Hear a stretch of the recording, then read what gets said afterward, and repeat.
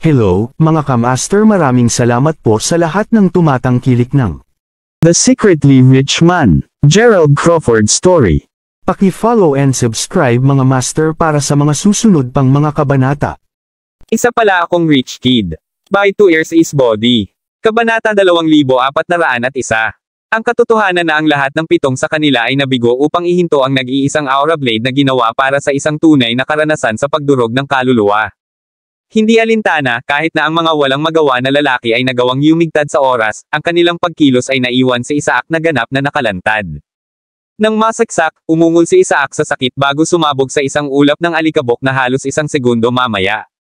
Ngunit hindi yun lahat. Sa kung gaano kalaki ang epekto ng pagbangga, isang shockwave ang ipinadala, na nagreresulta sa lahat ng 7 ng mga kalalakihan na naglalabas ng dugo kahit na iwasan nila ang pangunahing pag-atake.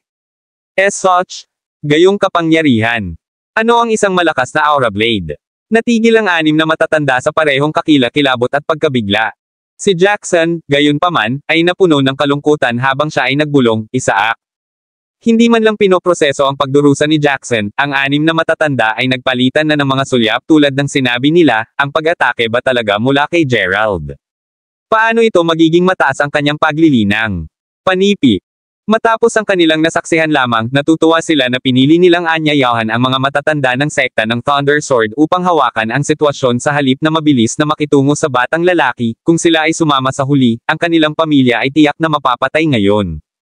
Ang kanilang tren ng pag-iisip ay naputol ng maikli si Jackson na hindi nakakahanap ng mga bakas ng damit ni Isaac na naiwan ay nagsimulang humagulgol habang sumisigaw, ang aking mahirap na batang lalaki.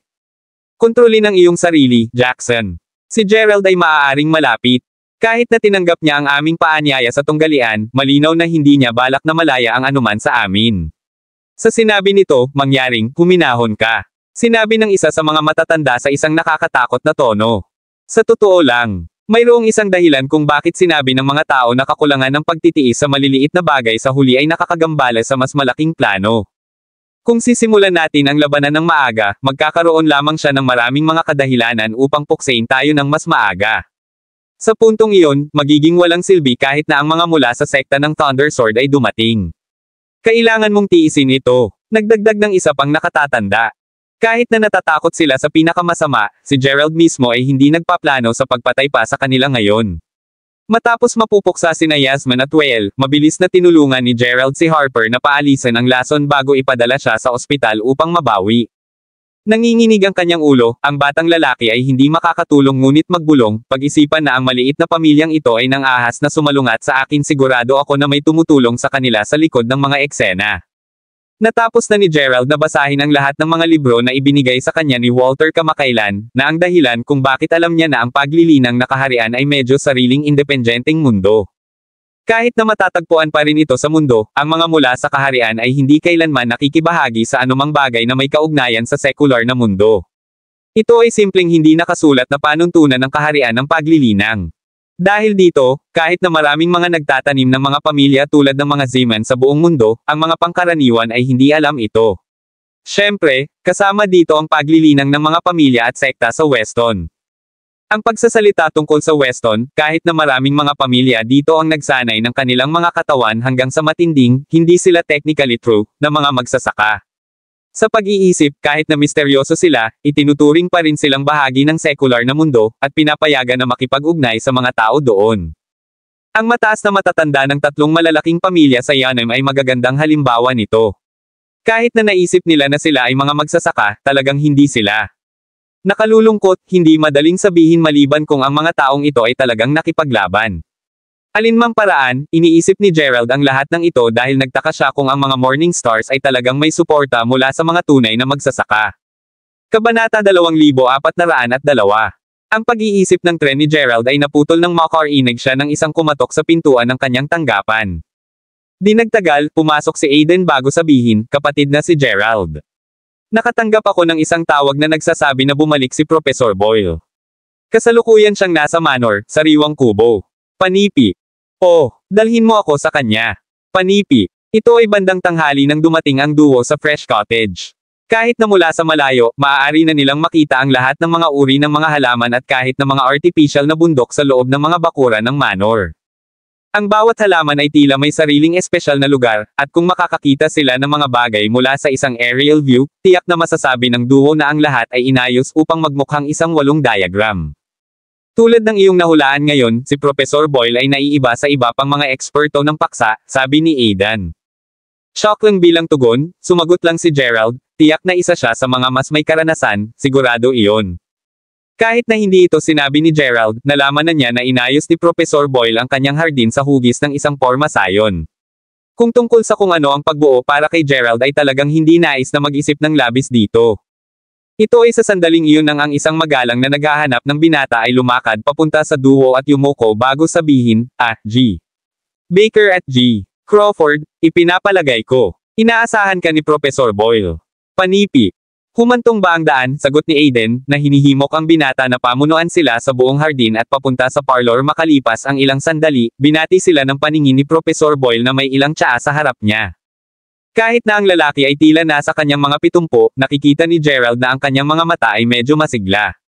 Mula sa maaaring hulaan ni Gerald, marahil ay natutunan ng tao ang ilang mga pangunahing pamamaraan sa paghinga. Iyon ay tiyak na ipinaliwanag ang panloob na lakas sa kanyang larangan ng Elixir of Life. Kahit na, si Professor Boyle ay tila hindi nagtataglay ng anumang martial arts. Mula sa mga hitsura nito, ang matanda ay simpleng nilinang ang kanyang panloob na lakas upang alagaan ang kanyang chi at ibalik ang kanyang katawan. Alinmang paraan, pagkatapos ng pagpapalitan ng mga kasiyahan, dumiretso si Aiden sa pamamagitan ng pagsasabi, kaya, Professor Boyle, narito ang aking kapatid na magtanong tungkol sa banal na puno ng prutas. Ang impormasyon sa puno ay napakahalaga sa amin, kaya inaasahan namin na maaari kang magpahiram sa amin ng isang kamay. Panipi.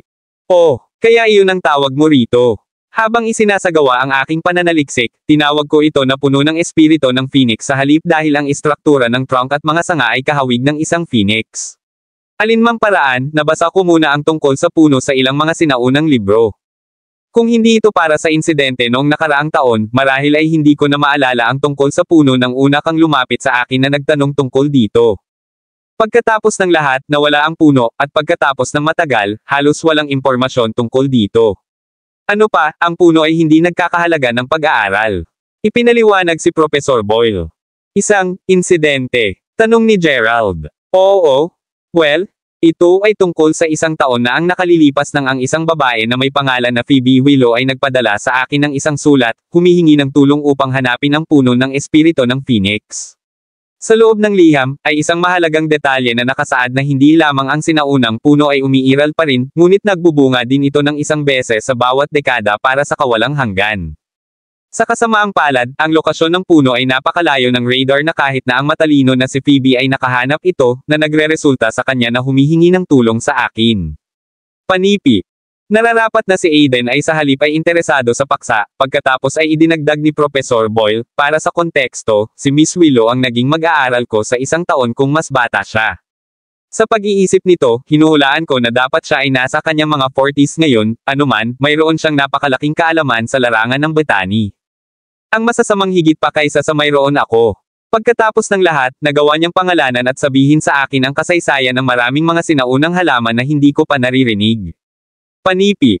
Ano man ang kaso, mayroon na akong pakiramdam noon na hindi niya balak na mag-focus sa pag-aaral.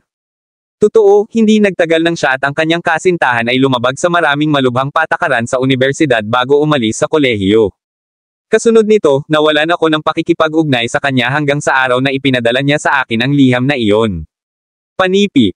Nakikita ko. At ano ang nasa liham? Tanong ni Gerald sa isang bahagyang nababalisa na tono. Siya, para sa isa, ay may pakiramdam na si Phoebe ay marahil ay nauugnay sa mahiwagang sinaunang mga mangkukulam. Pagkatapos ng lahat, bakit pa siya pamilyar sa mga sinaunang halaman? Ang pagiging may kaalaman sa botany ay isang malinaw na tanda na siya ay isang inapo ng mga mangkukulam. Kapag nahanap niya ang banal na puno ng prutas, tiyak na makukuha niya siyang tulungan siyang hanapin ang pagbuo ng mga mangkukulam. Kabanata 2403. Gayon din, nasaan na ngayon si Miss Phoebe? Tanong ni Aidan. Sa kasamaang palad, wala akong ideya. Wala rin akong numero ng telepono. Hindi alintana, sinabi ng liham na ang banal na puno ng prutas ay dapat na kung saan bumababa ang langit na apoy. Gayunpaman, kahit na pagkatapos ng pag-iisip ng husto tungkol dito sa loob ng isang taon, tila hindi ko maintindihan kung ano ang kahulugan nito. Lubhang tinitingnan ko ito, at sa buong kasaysayan ng Earth, hindi minsan ay bumaba ang apoy sa langit. Ang ungol na si Professor Boyle na may buntong hininga habang umiling-iling siya.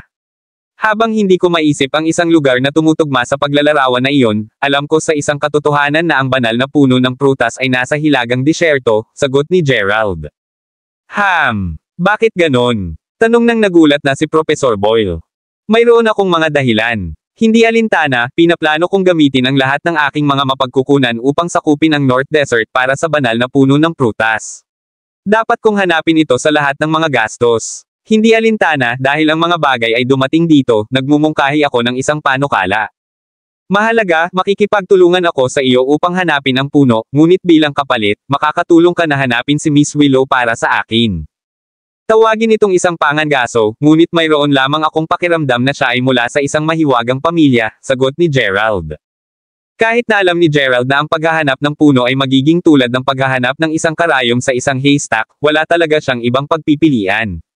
Ito ang kanyang pangwakas na pagkakataon na makarating sa pagnanasa ng isla. Anuman, tumango ang propesor bilang tugon bago sabihin, deal. Habang hindi ko alam ang eksaktong lokasyon niya, alam ko na siya ay mula sa Hilaga. Hilingin ko sa aking mga dating mag-aaral na makita kung mahahanap ko ang kanyang bayan. Panipi. Bago matapos ng propesor ang kanyang pangungusap, biglang humina ang kanyang mukha at nagsimula siyang umubo. Napagtanto na kahit na siya ay nagubo ng dugo ngayon, ang nagulat na si Aiden ay nagsabi, Professor na si Boyle. Ako, maayos. Ito ay muling pagbabalik ng isang lumang issue, sasabihin sa katotohanan, nakaligtas lang ako hanggang sa araw na ito dahil sa mga sinaunang libro na nabasa ko. Para sa konteksto, natuklasan ko na ang mga sinaunang tao ay nagpahaba ng kanilang buhay sa pamamagitan ng paggamit ng isang kombinasyon ng mga tiyak na pamamaraan sa paghinga at mga espesyal na porma sayon. Sa sinabi nito, sa pamamagitan ng pagtulong sa iyo, tinutulungan ko rin ang aking sarili. Pagkatapos ng lahat, kung pinamamahalaan ko na makita ang halaman na ito na may halaman na may sariling mga mata, tiyak na mamamatay ako sa kapayapaan. Sagot ng propesor habang pinunasan niya ang dugo mula sa sulok ng kanyang bibig. Ito ay sa sandaling iyon nang ang isang taong may edad na ay dumating sa parlor habang sumisigaw, Ama. Ang pagsunod sa malapit sa likuran niya, ay isang batang babae na mukhang nasa 20s.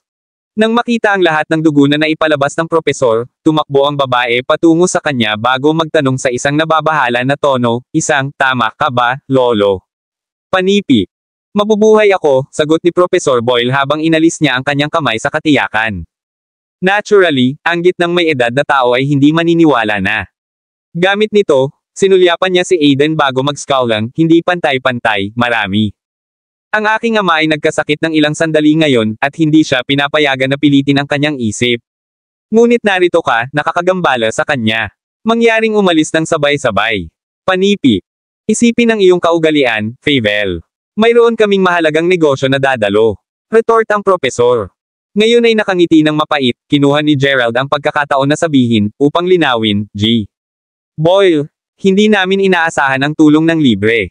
Alam ko na ang sakit ni Professor Boyle ay nagmula sa isang pinsala sa puso at baga mula sa mga 10 taon na ang nakalilipas. Sa oras na ito, maaaring naisip mo na ito ay isang menor de edad na pinsala na gagaling pagkatapos ng operasyon. Gayunpaman, masisiguro ko sa iyo na kung hindi natutunan ni Professor Boyle ang mga diskarte sa paghinga sa kanyang mga 40s upang mabuo ang kanyang panloob na lakas, may isang magandang pagkakataon na siya ay patay na ngayon. Panipi. Kabanata 2404. Ano? Sagot ng nakagulat na propesor na si Boyle habang tinitigan niya ang malawak na mata kay Gerald. Ano ang P** mo kahit na spewing? Ang aking lolo ay may tuberculosis lamang. Nag-relapse lamang ito kapag siya ay pagod, kaya itigil ang pagsubok na takutin tayo. Umalis ka na lang. Retorted ang inis na babae. Itigil mo na, Harmony. Ang ungol na si Professor Boyle habang dahan-daang nakarating sa kanyang mga paa bago tumingin kay Gerald na may tunay na sorpresa. Upang isipin na makikita mo ang aking kalagayan ng madali, G. Crawford, sa ganoong detalye din. Dapat kang maging isang nakatagong master. Ipinahayag ang propesor, na iniwan si Harmony na ganap na nababagabag. Bago siya makapagsabi ng isa pang salita, idinagdag ng propesor, totoo, sinimulan kong malaman ang mga diskarte sa paghinga noong ako ay 40, at ang aking lakas ay lubos na tumaas sa lalong madaling panahon. Sa isa sa aking mga sumusunod na paggalugad, nagtungo ako sa isang primitive na kagubatan upang maghanap ng mga kakaibang halaman, gayunpaman, natapos ko na malubhang nasugatan ng isang malaking python. Sa kabila ng pagkawasak ng 4 na buto-buto sa oras na iyon, ang isang kasamahan ng minahan ay nagpanganib sa kanyang buhay upang mailigtas ako. Sa kabutihang palad, pareho naming ginawa itong buhay, at agad niya akong pinadalhan para sa isang operasyon. Sa aking pagkadismaya, kahit na matapos ang maraming mga pag-check-up at ang katotohanan na sinabi sa akin ng doktor na ako ay ganap na gumaling, magbabalik pa rin ako at mag-ubo ng dugo sa tuwing nakaramdam ako ng pagod. Sa lahat ng sinabi, maaari mo bang ipaliwanag ang aking kalagayan? Panipi. Tamang nagulat si Professor Boyle. Pagkatapos ng lahat, hindi pa niya sinabi sa kanyang anak o apo tungkol dito. Siyempre, karaniwan, bukod sa saktan ka ng pisikal, nasira din ng python ang iyong puso at mga meridian sa baga. Sa pag-iisip, hindi ito pinalalaki na ang mga diskarte sa paghinga at pag-aalaga ng pormasayon. Ay kung ano ang nagpapanatili sa iyo ng buhay hanggang ngayon. Kahit na, naniniwala ako na ang mga relapses ay nagiging mas madalas sa mga nakaraang taon, at lumala ito sa bawat oras din. Tama ba ako? Sagot ni Gerald na may ngiti. Ikaw ay talagang, bakit nangyayari ito? May kaugnayan ba ang edad na ito? Tanong ni Professor Boyle sa sobrang magalang na tono. Habang totoo na ang kondisyon ay lumala habang tumatanda ka, ang edad ay hindi talaga isang pangunahing kadahilanan. Pagkatapos ng lahat, dahil matagal ka nang nagsasanay sa mga diskarte sa paghinga, hindi lamang ang iyong katawan ay mas mahusay sa paghawak ng mga pinsala, ngunit mas mabubuhay ka ng mas mahaba kaysa sa mga regular na tao. Sa sinabi nito, ang susi sa pag-aayos ng iyong kondisyon ay namamalagi sa pagbuo. Sagot ni Gerald na may isang chuckle. Ang pagbuo ng pag-aalaga. Tanong ng propesor na tunog tulad ng isang mag-aaral ngayon. Bingo! Nang napansin ko na ang iyong pormasayon sa pangalawang nakarating ako rito. Gayunpaman, hindi nagtagal para sa akin na mapagtanto na ang iyong pormasayon ay hindi kumpleto. Dahil dito, bahagyang makakatulong ito sa iyong kalagayan. Upang mas mahusay na ipaliwanag iyon, isipin ng isang bata na puno pagkatapos kumain ng kalahati ng isang mangkok ng bigas. Ngayon isipin ang parehong bata sa kanyang 30s. Sa tingin mo pa ba ang kalahati ng isang mangkok ng bigas ay sapat pa rin para sa kanya? Sagot ni Gerald. Nakukuha ko ang sinusubukan mong sabihin. Ang totoo, habang ang diagram ng pormasayon na nabasa ko ay medyo detalyado, hindi ko maintindihan ang ilang mga bahagi sa simula. Dahil dito, ang ilang mga lugar ng pagbuo ay nakumpleto sa pamamagitan ng hula. Gayunpaman, ilang oras na ang nakalilipas nang napansin ko na sa mga nakaraang taon, ang pagbuo ay tila nagbibigay ng mas kaunti at mas kaunting enerhiya sa akin. Sa pag-unawa na, pagkatapos ay pinag-aralan ko ang libro ng muli at sa lalong madaling panahon, nalaman ko na ang pagbuo ay nangangailangan ng isang banal na bato, bilang isang mapagkukunan ng kuryente. Ipinaliwanag si Professor Boyle.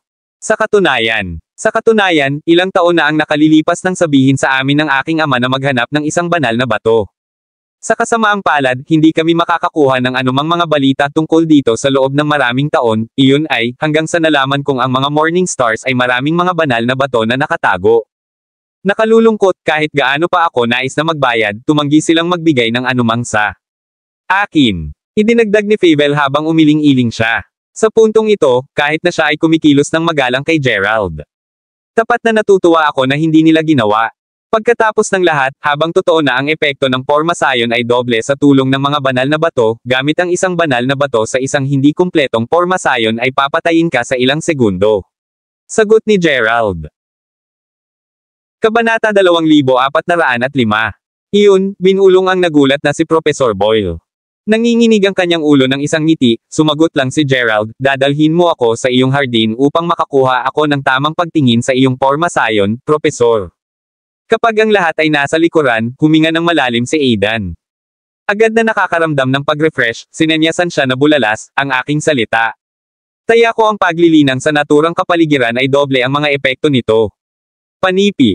Sumasang-ayon ako. Gusto kong linawin, gayunpaman, na maraming mga uri ng pormasayon, at ang mga nagtatanim ay maaaring magamit ang mga ito upang mapahusay ang kanilang paglilinang o upang mapangalagaan ang kanilang mga katawan. Para sa isang mas tiyak na halimbawa, kung nais mong doble ang mga resulta ng paglilinang ng panloob na lakas, pagkatapos ay kailangan mo lamang linangin sa loob ng isang pagbuo ng kondensasyon, sagot ni Gerald. Hindi ko naisip na ikaw ang magiging kaalaman tungkol sa mga pormasyong ito ng Arcane, G. Crawford. Sinabi ng humanga sa propesor. Gayunman, nagalit si Harmony, huwag bumili sa kanyang kataranteduhan, lolo. Ang istruktura ng iyong hardin ay perpekto na. Anong paglilinang at pormasayon? Ano ang lubos na P? Panipi. Malinaw na hindi naniniwala si Harmony na sinabi ni Gerald.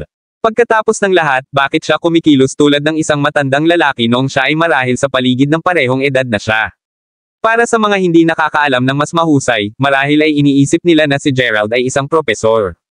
Hindi rin nasisiyahan si Harmony na ang kanyang lolo ay tila katulad ng isang mag-aaral ngayon bago si Gerald. Ang kanyang lolo ay karaniwang ang gumagawa ng pagpapaliwanag, at hindi iyon dapat magbago sa sitwasyong ito. Alinmang paraan, nang marinig kung gaano kalubha si Harmony, si Gerald ay umiling lamang sa kanyang ulo ng isang mapait na ngiti. Kasunod nito, sinaksak niya ang kanyang daliri at kung ano ang susunod na nangyari na bumagsak ang mga panga ng lahat. Gamit ang simpleng kilos na iyon, si Gerald ay kahit papaano ay gumawa ng isa sa mga artificial na burol na lumipat ng ilang pulgada.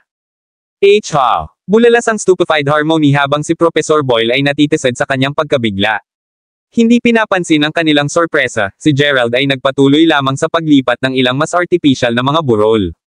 Tiniyak din niyang baguhin ang direksyon ng dumadaloy na tubig sa tabi nila. Sa lalong madaling panahon sapat na, ang pagbuo ay mukhang naiiba sa kung paano ito orihinal. Sa puntong ito, si Harmony ay ganap na tahimik, hindi matapang na sabihin pa. Alinmang paraan, ngayon na siya ay tapos na, si Gerald ay sinenyasan na sabihin, ang pangunahing layunin ng isang forma sayon ay ang paghiram ng puwersa. Umaasa kami sa mga regular na pagbabago ng 5 mga elemento ng langit at lupa upang humiram ng gayong puwersa. Hindi alintana, ang lahat sa planeta na ito ay maaaring mapangalagaan ng puwersa na iyon. Panipi. Kasunod nito, sinimulan ni Gerald ang isang bagay sa ilalim ng kanyang hininga. Samantala, ginawa niya iyon, nagsulat siya ng mga komplikadong simbolo sa hangin na may dulo ng kanyang daliri, na naglalayong sa gitna ng forma sayon.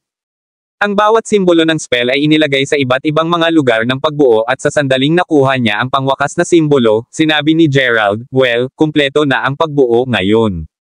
Natapos ang pangalawa sa kanyang pangungusap, isang nakapapawi na simoy ng tagsibol ay nagsimulang humihip sa likuran. Habang humihinga ang lahat, naramdaman nila agad na na-refresh. Tulad ng para kay Professor Boyle, hindi ito nagtagal bago niya maramdaman ang kanyang puso at baga na mabilis na gumaling. Para bang hindi ito nakamamanghang sapat, ang mga halamang gamot at bulaklak ay mabilis na lumalaki sa kanilang paligid. Sa oras na tumigil sila sa paglaki, ang bawat pulgada ng lugar ay napuno ng matingkad at makulay na mga halaman. Nauunawaan na flabbergasted ng lahat ng ito, si Harmony ay sumiklab sa takot bago itago sa likuran ng kanyang ama. Hindi alam sa kanya, ang mga paa ng kanyang ama ay nanginginig sa buong oras na ito. Walang pansin ang duo, sa kalaunan ay idinagdag ni Gerald, ngayon na kumpleto na ang pagbuo, gamit ang mga banal na bato ay tiyak na doble ang epekto nito. Sa kanila, naniniwala ako na makakagawa ka ng isang buong pagbawi ng mas mababa sa 10 araw hanggat patuloy mong ginagamit ang diskarte sa paghinga mo. Panipi. Napakaganda. Bulalas ang nasa sabik na propesor. Kabanata 2406. Ngunit, ang mga banal na bato ay kasama pa rin ng Morning Stars, sa katunayan, naniniwala ako na hinuhubaran nila ang lahat ng mga banal na bato sa loob ng bansa.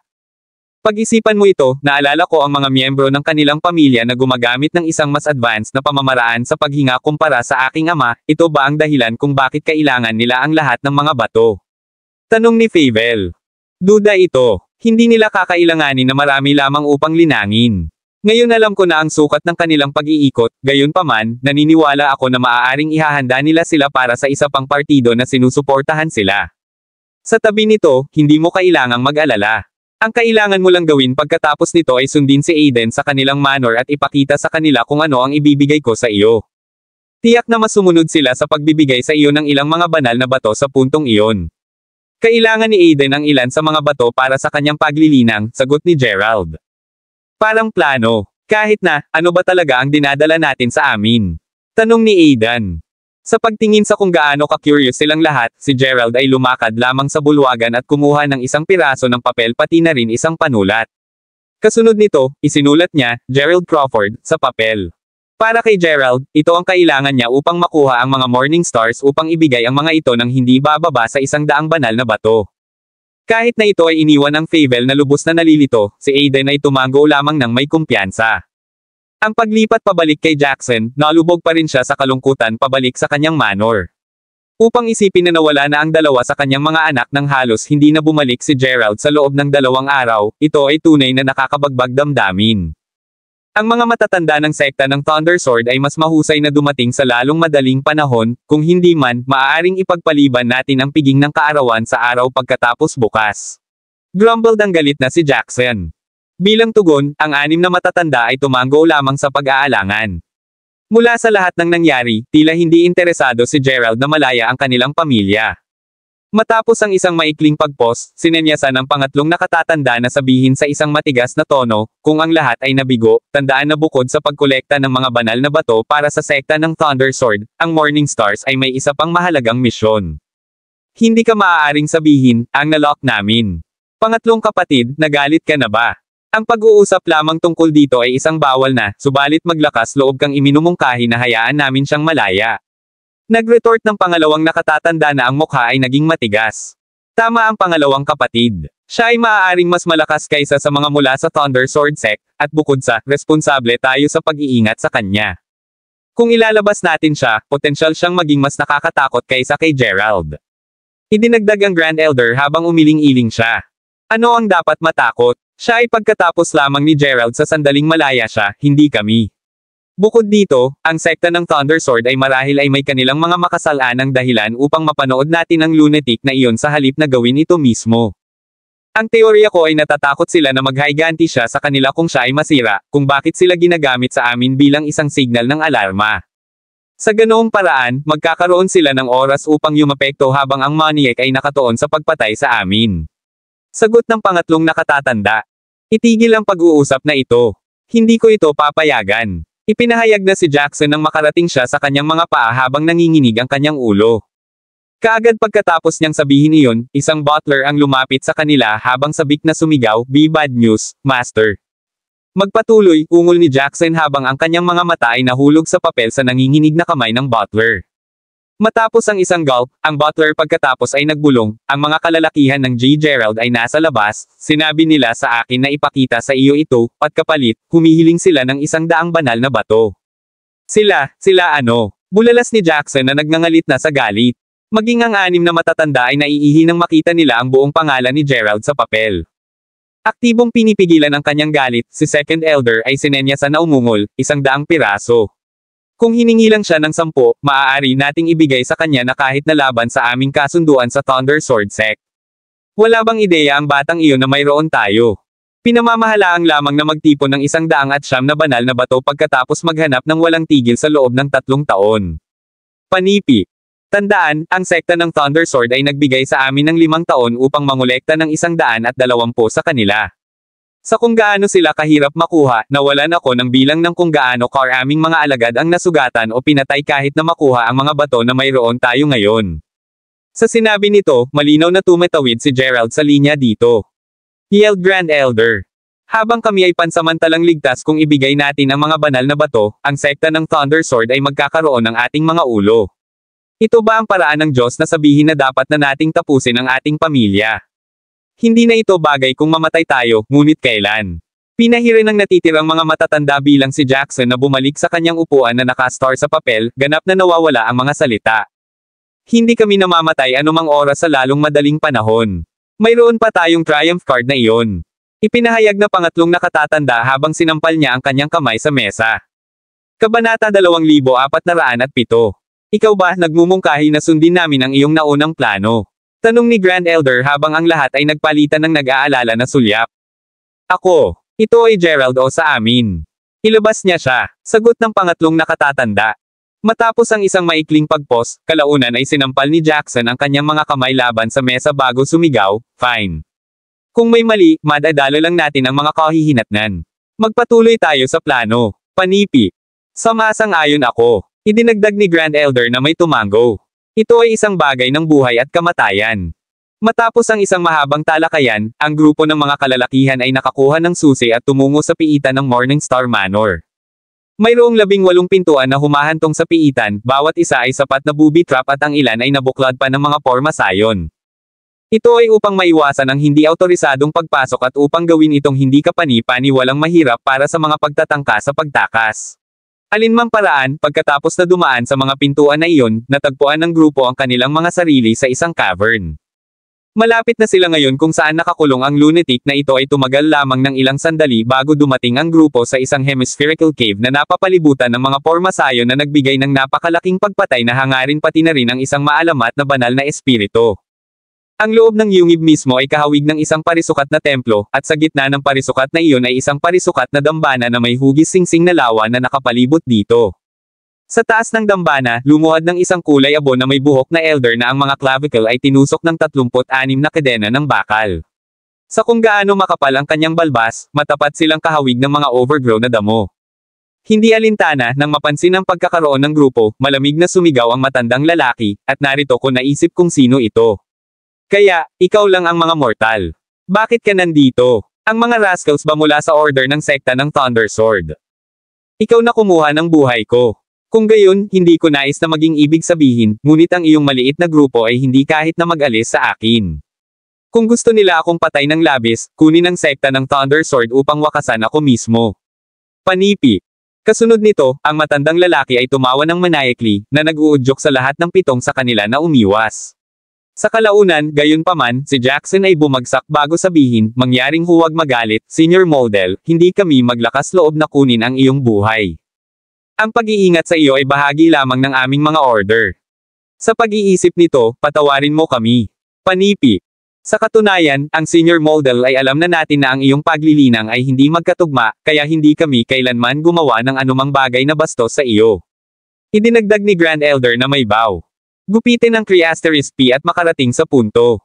Ano ang gusto mo ng 7 maliit na mortal? Umungol ang matanda, na hinihimok ang lahat ng 7 sa kanila na lumuhad. Ngayon nanginginig sa takot, sumigaw si Grand Elder, "We sorry, ngunit inaasahan namin na handa kang tulungan kaming kumuha ng isang kaaway ng atin." Ano? Nais mo akong tulungan kang talunin ang isang kaaway?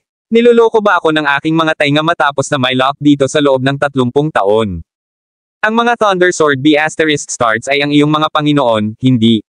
Bakit hindi ka humihingi ng tulong sa halip? Retorted ang matandang lalaki habang tumatawa siya ng masidi. Di paniniwala kami kapag sinabi namin na ikaw lamang ang aming pag-asa.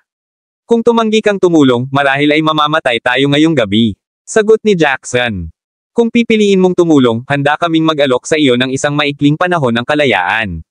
Bulong ang iba habang patuloy silang nagpalitan ng sulyap. Oh, sumagot ang matandang lalaki habang ang kanyang mga mata ay sumulyap.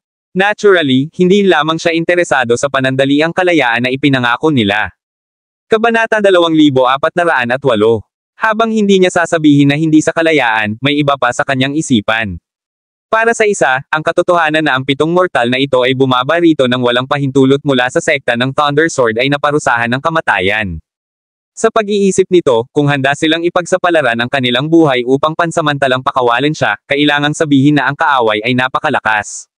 Malakas ba siya? Tanong ng matanda. Siya ay, at sa kabila ng pagiging bata, marahil ay mas malakas siya kaysa sa 3 matatanda ng sekta ng Thunder Sword. Alam namin mula pa sa maraming taon ng paglilinang, lahat ng 7 sa amin ay hindi kahit na may block ang isang pag-atake mula sa kanya. Sagot ni Jackson habang sinimulan niyang ipaliwanag ang tungkol kay Gerald at pagkamatay ng kanyang mga anak. Naturally, iniwan nito ang matandang lalaki na nagulat habang naisip niya, naisipin na ang labas ng mundo ay nagbago ng labis matapos na makulong dito sa loob lamang ng ilang dekada. Para sa batang iyon na maging malakas ito, dapat siyang maging isang tunay na magsasaka mula sa kaharian ng paglilinang tulad ko. Kung maaari siyang magkaroon ng isang mahusay na pakikipaglaban sa batang lalaki sa panahon ng kanyang panandalyang kalayaan, maaari niyang kahit na may bulalas ang lahat ng kanyang galit at mga hinaing na naipon niya sa mga nakaraang taon. Sa paggawa nito, sa wakas ay mapapaginhawa siya sa kanyang pagdurusa sa kaisipan ng kaunti. Lumingon upang tingnan ang 7 nakaluhod na lalaki na naghihintay pa rin sa kanyang tugon, sa kalaunan ay sinabi ng matanda, "Fine, tutulungan ako. Gayunpaman, palayain mo ba ako?" Panipi. Tungkol doon. Mangyaring huwag magalit, nakatatanda, ngunit hindi namin may touch ang mga pormasayo ng chain, masisira kami kung ginawa namin. Bukod dito, mayroon kaming access sa isang pagbuo ng kaluluwa, kung hindi mo iniisip, gagamitin namin ang pormasayon upang ilipat ang iyong pangunahing kaluluwa sa katawan ng ibang tao, gayunpaman, na ang pormasayon ay maaari lamang tumagal ng 4 na oras. Sa sinabi nito, sa sandaling ang oras ay tumaas, automatiko kang maibabalik sa iyong katawan, paliwanag ni Jackson. 4 na oras ng kalayaan ang pinakamahusay na maaari nating ikompromiso sa, dagdag ni Grand Elder. Ang sekta ng Thunder Sword ay nakalock ako rito dahil alam nila na ako ay isang diretso na taong gustong maglakbay. Sa madaling salita, alam nila na naramdaman kong tunay na pagpapahirap dito. Bukod dito, nasa loob ako. 4 na oras, ito ay ipinahayag ang matandang lalaki na may pagtawa. Naririnig iyon, ang Grand Elder ay lumundag bago itapon ang isang matandang lalaki sa cavern. Nang makita niya iyon, sinenyasan si Jackson na sabihin, maghahadges kami ng spell ngayon, nakatatanda. Tulad ng sinabi nila, ang pagbuo ng paglilipat ng kaluluwa ay masira pagkatapos ng 4 na oras. Gayunpaman, ang hindi nila nabanggit ay ang katotohanan na kung ang matandang tao ay nagtangkang maghiganti sa kanila, ang pagbuo ay agad na sumabog, kaya sinisira ang kanyang kaluluwa. Kahit na, naniniwala sila na ang matanda ay sapat na matalino upang malaman na mayroon silang isang backup na plano. Sa pag-iisip, ang parehong partido ay pantay na nasa panganib na mapanganib. Ang 7, para sa isa, ay naniniwala na ang matandang lalaki ay hindi sapat na hanggal upang wakasan ang kanyang buhay upang patayin sila, na higit na nagbigay sa kanila ng mga gods upang palayain siya. Ano man ang kaso, makalipas ang ilang sandali matapos na masimulan ang pagbuo ng kaluluwa, ang pangunahing kaluluwa ng matanda ay makikita na tumataas mula sa kanyang katawan bago magbago sa isang sinag ng ilaw na mabilis na bumaril sa katawan ng patay na tao na pinatay lamang ng 7. Hindi nagtagal bago buksan ng bangkay ang mga mata nito at sa sandaling ang kanyang mga mata ay ganap na binuksan, ang napakatalino na ilaw ay nagsimulang sumasalamin mula sa kanyang katawan. Habang tinakpin ng 7 lalaki ang kanilang mga mata, narinig nila ang matandang tumawa ng buong puso habang siya ay sumigaw, ha! Mabuti na maging libre. Panipi. Kasunod nito, ang matandang lalaki ay nagbago sa isang stream ng ilaw, nawawala sa manipis na hangin. Senyor. Sinigawan ng 7 lalaki habang mabilis silang tumakbo sa kanya.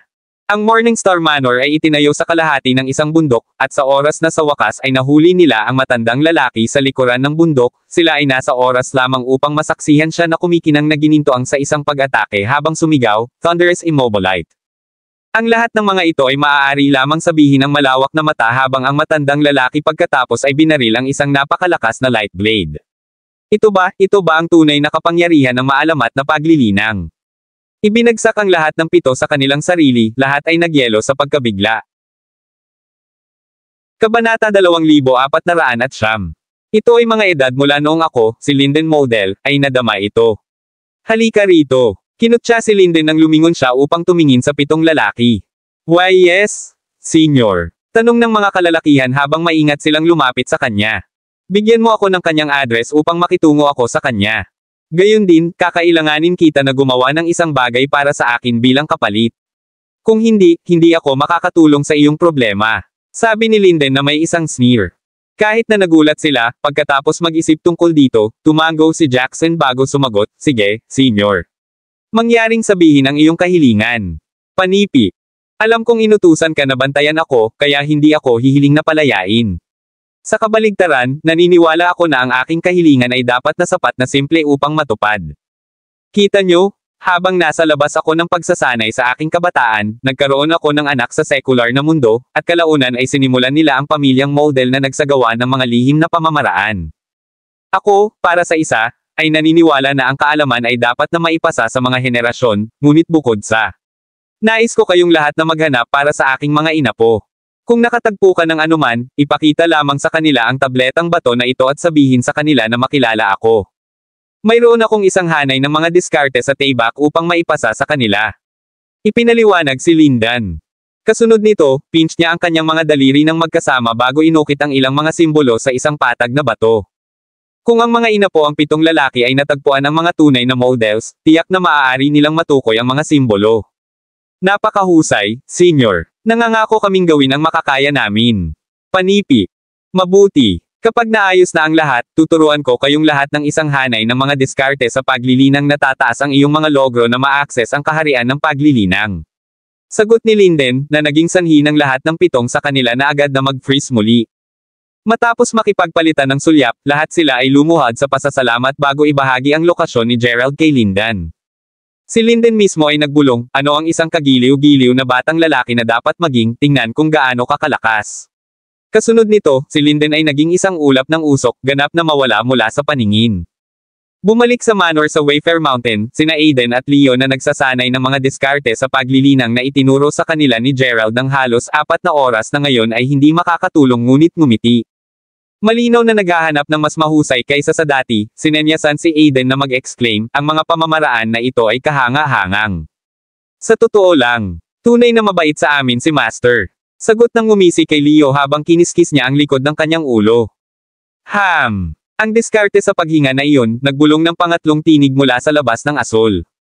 Naturally, ginawa nitong si Aiden at Leo na humarap sa tinig at nakatayo doon, ay isang matandang lalaki na may mga kamay laban sa kanyang likuran. Nakakaramdam ng isang bagay sa matandang lalaki, sinenyasan si Aiden na magtanong sa isang matigas na tono, sino ka? Ang diskarteng paghinga na iyon ay halos kapareho sa panghuli na immobilizing panloob na kasanayan na ginagamit ng mga Siemens. Ano ang iyong relasyon kay Walter? Mga miyembro ka ba ng pamilyang iyon? Tanong ng nagulat na matandang lalaki sa pantay na nagulat na si Aidan. Totoo na, isinasagawa nila ang lihim na pamamaraan ng pamilya ng Zeman na ibinigay ni Walter kay Gerald. Dahil ito ay isang tunay na pamamaraan na magpapahintulot sa kanila na makapasok sa kaharian ng paglilinang, malinaw na hindi inaasahan ni na Aiden at Leo na kilalanin ito ng matandang tao sa pamamagitan ng isang simpleng sulyap. Ano man ang kaso, tinanong ni Aiden, sa maingat na tono, hindi kami mga Zemans, ngunit ang aking kapatid ay isang kaibigan ni G. Zeman. Hindi alintana, bakit ka nandito, matanda? Panipi. Nakikita ko. Tulad ng pinaghihinalaan ko, si Gerald ay nagsasanay ng tunay na mga pamamaraan ng paglilinang ng realm. Hindi nakakagulat na ang 7 lalaki na iyon ay natakot. Hindi sila naging tugma niya. Ipinahayag na si Linden na may pagtawa, naganap na hindi binabaliwala ang tanong ni Aidan. Hoy ngayon, hindi mo ba iniisip na medyo bastos na huwag pansinin ako kapag malinaw na nagkasala ka sa aming turf? Retort Aidan. Hindi ka karapat-dapat sa aking oras. Ngayon go get Gerald for me. Iniutos si Lindan. Gaano ka mapagmataas? Anong uri ng lugar sa palagay mo ito?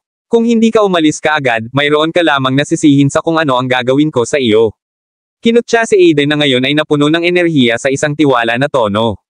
Kabanata 2410. Ano ang gagawin mo sa akin?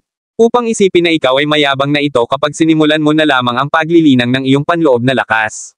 Tingnan, habang maaari mong isipin na ang iyong diskarte sa paglilinang ay higit na mataas, sa aking mga mata na ang Zeman technique ay isang bagay lamang sa rack. Kinutya si Linden habang tumatawa siya ng mapait habang nanginginig. Ikaw ay korteng kamatayan. Sabay-sabay na umungal sina Aiden at Leo habang sila ay nagpound sa kanya. Sa kanilang pagkabigla, hinawakan lamang ni Linden ang kanyang kamay na nagpadala ng isang malakas na alon ng mahahalagang chi na lumilipad. Ang dalawa ay hindi ang kanyang tugma.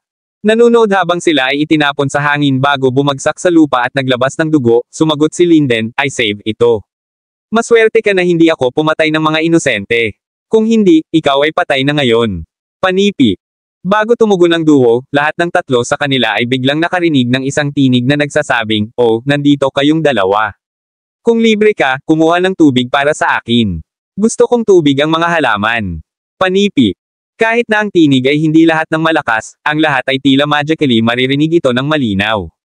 Para bang hindi nakakagulat na sapat, natapos ang pangalawa ang tinig, nadama ni na Aiden at Leo ang isang stream ng enerhiya na dumadaloy sa kanilang mga patlang na elixir of life at tulad nito, ang kanilang mga pinsala mula sa pag-atake ng matanda ay ganap na gumaling. Sa katunayan, ang kanilang mga katawan ay maaaring nadama ng mas mahusay kaysa sa dati. Hell yeah! Ipinahayag na si Aiden habang siya at si Leo ay nakarating sa kanilang mga paa. Ano? Ungulang nagulat na matandang lalaki nang maramdaman niya ang pagbagsak ng panga niya. Siya, para sa isa, ay alam na kahit na ang kanyang pag-atake ay hindi nakamamatay, dapat itong masira ang mga meridian ng duo. Sa pag-iisip nito, upang isipin na ang may-ari ng boses ay nakapagpapagaling sa kanila sa ilang segundo. Si Linden ay hindi pa nakakita o nakarinig ng ganoong pamamaraan. Gayunpaman, ang nahuli ng pansin ni Linden ay ang katotohanan na hindi niya nadarama ang pagkakaroon ng tagapagsalita sa buong oras na ito. Gaano ka-Jose ang kawili-wili? Lumingon sa harap ng may-ari ng boses, ang matandang lalaki ay hindi nagtagal ay binati ng paningin ni Gerald na may isang hoe sa kamay na nagtatanim ng mga bulaklak sa likuran. Tulad ng nangyari, si Gerald ay nagtatayo ng isang pagbuo ng kondensasyon para kay Leo at Aiden na linangin. Naturally, bago niya magawa ang anuman, kailangan niyang ailatag ang pundasyon na kung ano ang kasalukuyang ginagawa niya. Hindi alintana, pagkatapos ng isang maikling pagpos, nagtanong si Linden ng malakas na tinig, ikaw si Gerald, tama? Ako, talaga, sagot ni Gerald habang kumuha siya ng isang balde ng tubig mula kay Leo bago ibuhos ang mga nilalaman nito sa mga buto na siya ay naghasik na. Alam mo ba na narito ako upang patayin ka? Tanong ni Linden habang pinaikit niya ang kanyang mga mata. Siya, ay save ito sa ibang pagkakataon. Nagtatanim ako ng mga bulaklak na ito na makakatulong na sumipsip ng banal na espiritu para sa pundasyong itinatayo ko. Mangyaring huwag mo akong abalahin, kahit na malaya kang umupo at maghintay ng kaunti. Sagot ni Gerald sa isang seryosong tono. Nang marinig iyon, agad na nagsimulang magalit si Lindan. Upang isipin na ang brat na ito ay may nerve upang mag-order sa kanya sa paligid. Inaamin ko na ang iyong paglilinang ay medyo mataas para sa isang batang lalaki, sa katunayan, natagpuan ko ang iyong paggaling ng spell na maging lubos na kahanga-hanga din. Sa pag-iisip nito, matapat kong nais na sirain lamang ang iyong paglilinang kanina, na iniisip na nakakalungkot na patayin ka. Sa kasamaang palad, ang iyong pagmamataas ay nagpalit sa akin. Maging masiyawan sa iyong paglalakbay sa impyerno. Ang ungol na si Linden habang pinapalakpakan niya ang kanyang mga kamao, pinakawala ng isang napakalaking nakamamatay na aura. Tapos na, matandang lalaki. Kahit na hindi ka, pinapayuhan kita na umupo. Magsasagawa lang ako sa aking trabaho sa halos kalahating oras. Sagot ni Gerald habang tinakpan niya ang isa pang binhi na may ilang lupa. Ikaw, mamatay na lang. Umungol si Linden habang naglalayon siya ng isang mabangis na suntok kay Gerald. Kabanata 2411. Tiniyak ni Linden na huwag gamitin ang kanyang kulog na immobilite sa oras na ito. Pagkatapos ng lahat, alam niya kung gaano kalakas ang batang lalaki, kaya nais niyang iwanan ang kanyang backdoor bukas. Kahit na, ang kanyang palad ay nakapaloob pa rin sa napakalawak na mahahalagang chi na sapat na malakas upang mapahamak ang pinakadakilang mga dragon at tigre habang siya ay sumulong. Si Gerald, gayunpaman, ay nagpatuloy lamang ng paghahasik ng maraming mga buto, ang kanyang likuran laban kay Linden sa buong oras na ito. Kahit na ito ay nagtiwala kay Linden na ang mapagmataas na batang lalaki ay mamamatay para sigurado, ang pangalawa ay hinawakan ng kanyang palad si Gerald, ang lahat ng kanyang kapangyarihan ay biglang nawala. Sa isang paraan, ito ay halos tulad ng sinalakay niya si Gerald ng isang lobo, at ang lobo ay na-bounce off. Ano? Sabi ng nakasimangot na si Linden sa kanyang sarili habang tinitigan niya ang kanyang palad sa hindi paniniwala. Alam mo, ang iyong pag-atake ay katulad ng salihim na pamamaraan ng isang pamilya na sinubukan na patayin ako sa 6 taon na ang nakalilipas. Naaalala ko na ang pamilya ay pinilit akong tumakas mula sa kanila ng medyo, anuman, tulad ng sinabi ko, katulad ito, ngunit naiiba ang pagkakaiba-iba. Pagkatapos ng lahat, habang ang iyong pag-atake ng palad ay isinaaktibo sa pamamagitan ng mahahalagang chi, ang mga models ay gumagamit ng panloob na lakas sa halip, sagot ni Gerald habang inilalagay niya ang kanyang hose sa gilid bago alikabok ang dumi sa kanyang mga kamay. Ang panunood habang si Gerald pagkatapos ay lumakad sa isang mesa upang humigop ng ilang tsaa, ang nakasimangot na si Linden ay sinenyasan na tanungin, mga model. Nakipag-ugnay ka sa aking mga inapo. Panipi. Kaya may kaugnayan ka sa kanila. Inaakala kong alam mo kung sino si Christopher, sagot ni Gerald habang ang kanyang mga mata ay nakasisilaw sa interes. Pagkatapos nito, ginamit ng models ang buhay ni Gerald upang makuha ang kanyang ama na ibigay ang mga ari-arian ng pamilya Crawford. Hindi nais na magdulot ng anumang karagdagang problema sa kanyang pamilya, si Gerald ay nagawang makatakas, at ito ay sa paligid noon nang dalhin siya ni Finlay bilang isang alagad, na humahantong kay Gerald na dahan-daang makuha ang lakas ng panloob na lakas. Matapat, salamat sa models na ang kanyang Herculean Primordial Spirit ay naaktibo. Hindi alintana, sa sandaling ang kanyang panloob na lakas ay lubos na pinahusay, ginamit ng batang lalaki ang kanyang mga bagong kapangyarihan upang matapos ang pamilyang iyon. Ikaw, nakilala mo siya. Bulalas ni Lindan. Mayroon ako. Sa katunayan, nakilala ko ang karamihan sa mga models, kahit na ang karamihan sa kanila ay natapos na namamatay sa aking mga kamay. Tulad ng para kay Christopher, namatay siya sa panahon ng pangako ng banal na tubig. Naghahain ng tama sa kanila para sa paggawa ng maraming masasamang bagay at nais na patayin ako ng sobra.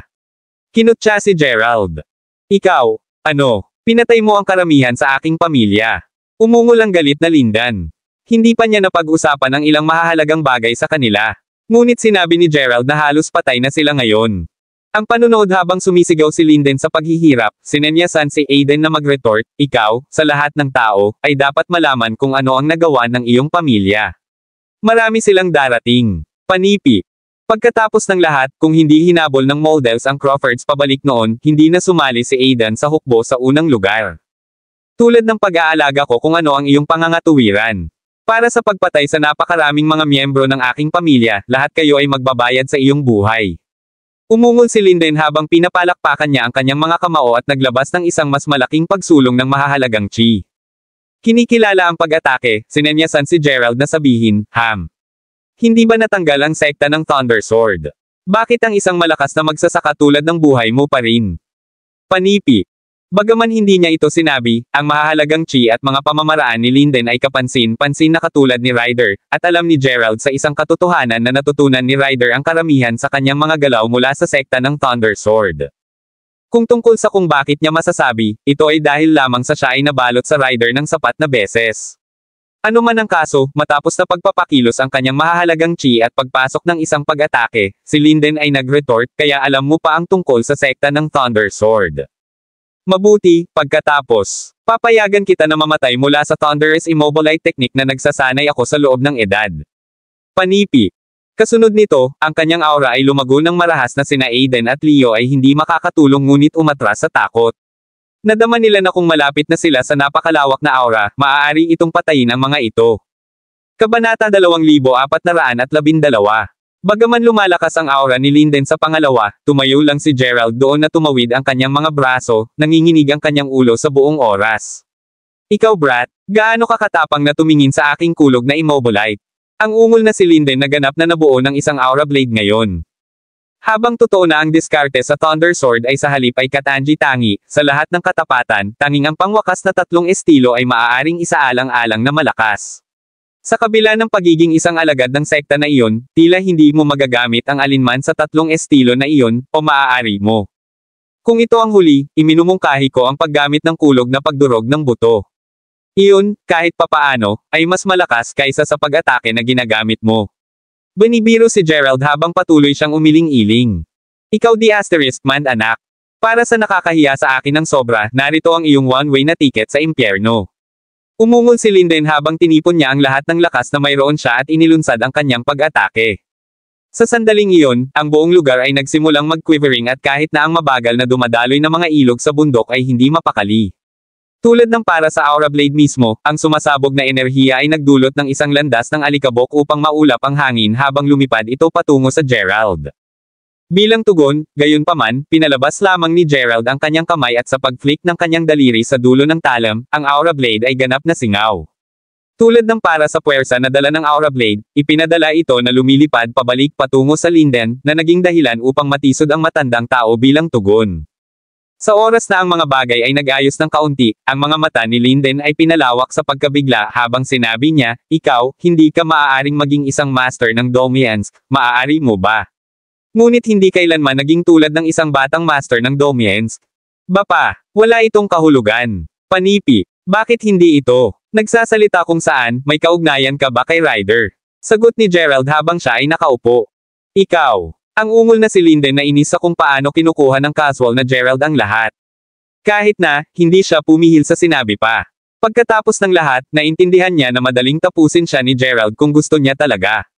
Sa pag-iisip nito, pinapalakpakan ni Linden ang kanyang mga kamao bago sumagot, si Ryder ay isang makasalanang tao mula sa aking sekta. Isang taksil. Kung hindi ito para sa kanya, ang aking banal na katawan ay hindi natapos na masira tulad nito. Long story short, tinusok niya ang aking mga clavicle upang mapuspos ako, kaya't kung bakit ako nakakarating dito sa katawan ng ibang tao. Iyon ay dapat ipaliwanag kung bakit hindi kita nasaktan. Panipi. Sasabihin sa katotohanan, kahit na nasa iyong orihinal na katawan, hindi mo pa rin ako nasaktan dahil sa iyong kasalukuyang antas ng paglilinang, na itama ni Gerald. Bakit ka? Nanginginig ang galit na si Linden na ang mga labi ay nanginginig. Nagsasalita lang ako ng katotohanan. Hindi alintana, mula sa sinabi sa akin, lahat ng 72 kahalili ng sekta ng Thunder Sword ay napatay. Kaya bakit ka buhay? Tanong ni Gerald. Iyon ay, karamihan ay totoo. Ako ang panganay na alagad at ang pinuno din ng sekta ng Thunder Sword. Wala akong ideya kung saan natutunan ni Ryder ang kanyang paglilinang, ngunit sa huli, napakalakas niya na wala sa mga kapatid na nabubuhay upang sabihin ang kwento. Sa tabi nito, kahit na si Ryder ay walang awa, hindi siya naglakas loob na magdala ng kasalanan ng pagpatay sa ulo ng sekta. Sa pag-iisip nito, tinatakpan niya lamang ang aking mahahalagang chi at pinapanatili akong nakalock sa secular na mundo hanggang sa mismong araw na ito. Sa loob ng maraming taon, nag-iisip ako tungkol sa paghiganti sa aking mga nakatatandang alagad at tinanggal ang pinsala ng aming sekta sa pamamagitan ng pagpatay kay Ryder. Ipinaliwanag ni Linden sa isang malungkot na tono. Well, mayroon akong ilang masamang balita para sa iyo, sagot ni Gerald na may buntong hininga. Halika ulit, kahit na pinamamahalaan mo upang subaybayan siya, hindi ka magiging tugma niya. Pagkatapos ng lahat, katulad sa akin, nakapasok na siya sa kaharian ng Domians. Ano pa, pinagkadalubhasaan niya ang pangwakas na tatlong estilo ng Thunder Sword Technique din. Ang kailangan niya ay isang solong kulog na welga upang patayin ka, at iyon lamang ang malamig, mahirap, katotohanan, sabi ni Gerald. Siya ay isang Domians Master. Bulalas ni Linden nang maramdaman niyang blanko ang kanyang isip. Matapos matisod ang ilang mga hakbang pabalik, hindi niya maiwasang maramdaman na ang kanyang buong mundo ay gumuho lamang. Kabanata 2413. Hindi na kailangang masiraan ng loob. Kahit na si Ryder ay may pambihirang talento, pinamamahalaan ko pa rin siyang masaktan siya, sagot ni Gerald. Iyon, binulong ni Linden na sa wakas ay nakakakita ng mas malaking larawan. Karaniwan, kapag ang dalawang nakikipaglaban sa mga magsasaka ay may katulad na mga antas ng mahahalagang chi, ang nagwagi ay karaniwang ang taong may mas mahusay na kasanayan sa martial arts. Kahit na iyon ang kaso, medyo mahirap para sa mga magsasaka na nagbahagi ng parehong antas ng paglilinang upang patayin ang bawat isa. Gayunpaman, ang pagdadala ng isang Domians Master sa equation ay isang buong iba pang kwento. Nagkaroon lamang ng malaking puwang sa pagitan ng dalawang pamagat. Ang isang mabuting halimbawa ay kung paano si Linden ay walang anuman kundi isang walang magawa na manika ng basahan sa pagkakaroon ni Gerald. Ano man ang kaso, pagkaraan ng ilang sandali, sinenyasan si Gerald na tanungin, alalahanin mo ito, ang mga maliit na umaga ba ay may kakayahang tumayo sa iyo? Well, ang 7 mortal na iyon ay mga tagapagbantay lamang para sa sekta ng Thunder Sword, sabihin lang natin na ang 3 rascals mula sa bagong sekta ay natatakot na hindi nila ako mapigilan kung dapat kong masira mula sa kanilang pagbuo. Sa pamamagitan ng pagkakaroon ng mga Morning Stars na nakatayo sa akin, ang 3 ay may hahanda ang kanilang sarili ng kaunti ng mas mahusay pagkatapos na ma-alerto ng isa sa mga 7 mortal. Bukod dito, ito rin ang dahilan na kailangan kong gamitin ang pamamaraan ng paglilipat ng kaluluwa upang narito lamang. Ipinaliwanag si Linden. Ang bagong sekta, sasabihin mo. Sagot ni Gerald sa isang nagtanong tono. Mahalaga silang mga inapo ni Ryder. Ang sekta ng Thunder Sword ay may isang prinsipyo na nagsasabi na ang sinumang gumawa ng paghihimagsik ay nakasalalay sa puot ng langit. Ito ang dahilan kung bakit hindi naglakas loob si Ryder na patayin ako. Bukod doon, ang mga namamahala upang makapasok sa kaharian ng Domians ay karaniwang nais na mag-iwan ng isang pamana. Sa likuran. Sa pag-iisip nito, ang pangalawang layunin ni Ryder na lumikha ng bagong sekta na ito ay kaya ang kanyang pamana ay patuloy na maipapasa ng kanyang mga inapo. Ipinaliwanag si Linden. Nakikita ko, nakakatawa kung paano ang mga kaaway ay palaging nakasalalay sa mga landas na tumawid. Nabanggit din ito ni Uncle Zeman. Hindi alintana, ang lahat ng pag-uusap na ito tungkol sa mga sekta ay nagpapaalala sa akin na mayroon akong sariling sekta sa lalawigan ng Jenna. Sa kasamaang palad, naging abala ako upang patakbuhin ito, kaya't natapos ko na hayaang kunin ni Aidan. Alinmang paraan, pagkatapos ng aming maliit na pag-uusap, naniniwala ako na ito ay oras na maayos kong sinimulan ang pagpaplano ng aking pamana. Sa ganoong paraan, ang Crawfords ay hindi magiging sa isang mahirap na estado kapag kalaunan ay umakyat ako laban kay Daryl. Ipinahayag na si Gerald na may tumango. Kasunod nito, ngumiti si Gerald kay Linden bago idagdag, at anong pamana ang mangyayari kung wala akong mga tagapag-alaga. Sa sinabi nito, ipinapanukala ko na ikaw ang aking unang tagapag-alaga. Paano ang tunog na iyon? Panipi. Nang marinig iyon, matapat na nais ni Linden na tanungin kung bakit hindi nag-aalala si Gerald tungkol sa kanya na naghihiganti. Gayunpaman, hindi niya pinigilan na gawin ito dahil sa takot na tapusin ni Gerald ang kanyang buhay doon at pagkatapos. Matapos mag-isip ng kaunti, sa kalaunan ay sumagot si Linden, talagang ibig mo ba ito? Maaari mo ba akong mailabas? Panipi. Ngunit syempre, kaya ko. Ang kailangan mo lang gawin ay kawtaw sa harap ko at agad kong hirangin na maging una kong tagapag-alaga. Ipinahayag na si Gerald na may isang chuckle. Sinenyasan nito si Linden na mag-gulp bago mabilis na lumuhod. Ang matandang lalaki, para sa isa, ay nauunawaan na ang pagsusumit kay Gerald ay hindi lamang siya malaya, ngunit bibigyan din ito ng isang aktwal na hinaharap. Hindi alintana, nang makita na sumunod si Linden, sinenyasan si Gerald na sabihin, ito ay naayos. Ngayon, sabihin mo sa akin, Guardian Moldel. Gaano kalakas ang tatlong inapo ni Ryder kumpara sa iyo? Panipi. Mula sa naalala ko, ang tatlong dakilang apo ni Ryder ay mula sa ika-4 na henerasyon, alinman sa paraan, medyo mahina lamang sila kaysa sa akin noong una silang sumali. Tandaan, gayunpaman, iyon ay ilang mga dekada na ang nakalilipas sa ilalim ng patnubay ni Ryder, sigurado ako na ang kanilang paglilinang ay nadagdagan ng maraming mula noon. Panipi. Nakuha mo na. Sa ngayon, wala akong karagdagang negosyo sa iyo, kaya dapat kang bumalik sa iyong orihinal na katawan. Pagkatapos ng lahat, hindi namin nais na ang Morning Stars ay magkaroon ng dahilan upang lumabas lahat upang sirain ka. Panigurado, tiyak na masisira ko ang forma sayon para sa iyo sa takdang oras. Sabi ni Gerald. Salamat, Senior. Hindi ang aking Panginoon. Ipinahayag na si Linden habang siya ay magalang na kumayad ng ilang beses bago mawala sa manipis na hangin. Mabilis sa ibang pagkakataon sa piitan ng Morning Star, ang 7 lalaki ay hindi makakatulong ngunit binigkas, ano? Hindi ka ba tugma para sa batang lalaki? Seryosong nasugatan ka rin niya. Panipi. Matapos marinig kung ano ang sinabi ni Linden tungkol sa kanyang pakikipagtagpo kay Gerald, lahat ng 7 sa kanila ay naiwan na lubos na nababagabag. Si Gerald ay sobrang kakilakilabot. Ang lahat ng mga ito sa kalaunan ay nasnap mula dito nang ang isang butler ay tumatakbo upang ipaalam, Master, ang mga mula sa pamilyang Crawford ay bumalik upang humiling ng mga banal na bato. Sinabi rin nila na kung hindi natin ibibigay ang mga bato sa pamamagitan ng gabi, lilipas nila ang aming buong pamilya. Panipi. Nakukuha ko ito. Lumabas ka. Sigaw ng Quivering Jackson. Kabanata 2414. Hayaan, bigyan mo lang ng Gerald ang mga banal na bato sa ngayon. Kailangan nating unahin ang ating buhay. Ungol ni Grand Elder habang umiling-iling siya. Sa kasamaang palad, iyon lang ang magagawa natin. Sinabi ng iba sa mga walang magawa na tono. Matapos ibigay ang eksaktong 100 banal na bato sa mga kalalakihan ni Gerald, ginawa nila itong isang punto upang tanggihan ang anumang karagdagang mga bisita sa oras na ito. Pagkaraan ng 2 araw nang ang isang malaking barko ay nakadock sa port ng Mayberry City. 3 matandang lalaki na may mga simpleng damit ay makikita na nakatayo sa busog ng barko, ang kanilang mga kamay sa likod ng kanilang mga likuran. Kaya't ito ang Mayberry City. Napakagandang lugar na naghahanap, sabi ng isa sa mga matatanda na masayang. Sa katunayan, alam mo, naalala ko ang mahusay na lolo na nagsasabi na bago pa man pumasok ang isang tao sa paglilinang, ang pinakamagandang lugar upang simulan ang paglilinang ay sa ilang mga lokasyon sa loob ng sekular na mundo. 2 nasabing lokasyon ay ang Zephyr Island na nasa hilaga sa J-City at Mayberry City. Sagot ng isa pang matandang lalaki. Maliwanag sa puntong ito na ang 3 ay walang iba kundi ang mga ulo ng bagong sekta ng Thunder Sword. Matapos tumawa sa kanilang sarili, ang pangatlong nakatatanda ay sinenyasan na sabihin, anuman ang kaso, ngayon na pinagkadalubhasaan namin ang banal na pamamaraan, nakuha ang mga banal na katawan, at pinasok ang kaharian ng paglilinang, hindi na natin kailangang umasa sa mga pakinabang ng heograpiya sa sekular na mundo upang linangin pa. Nagsasalita kung saan, nasaan ang mga Morning Stars. Alam nila sa isang katotohanan na darating tayo ngayon. Bakit wala sa kanila dito upang batiin kami?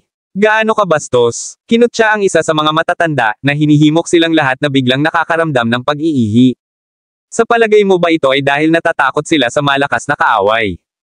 Kung iyon ang tunay na kaso, sa palagay ko ang maaari nating gawin ay magtungo sa kanilang manor upang masaksihan ang malakas na kaaway, para sa ating sarili.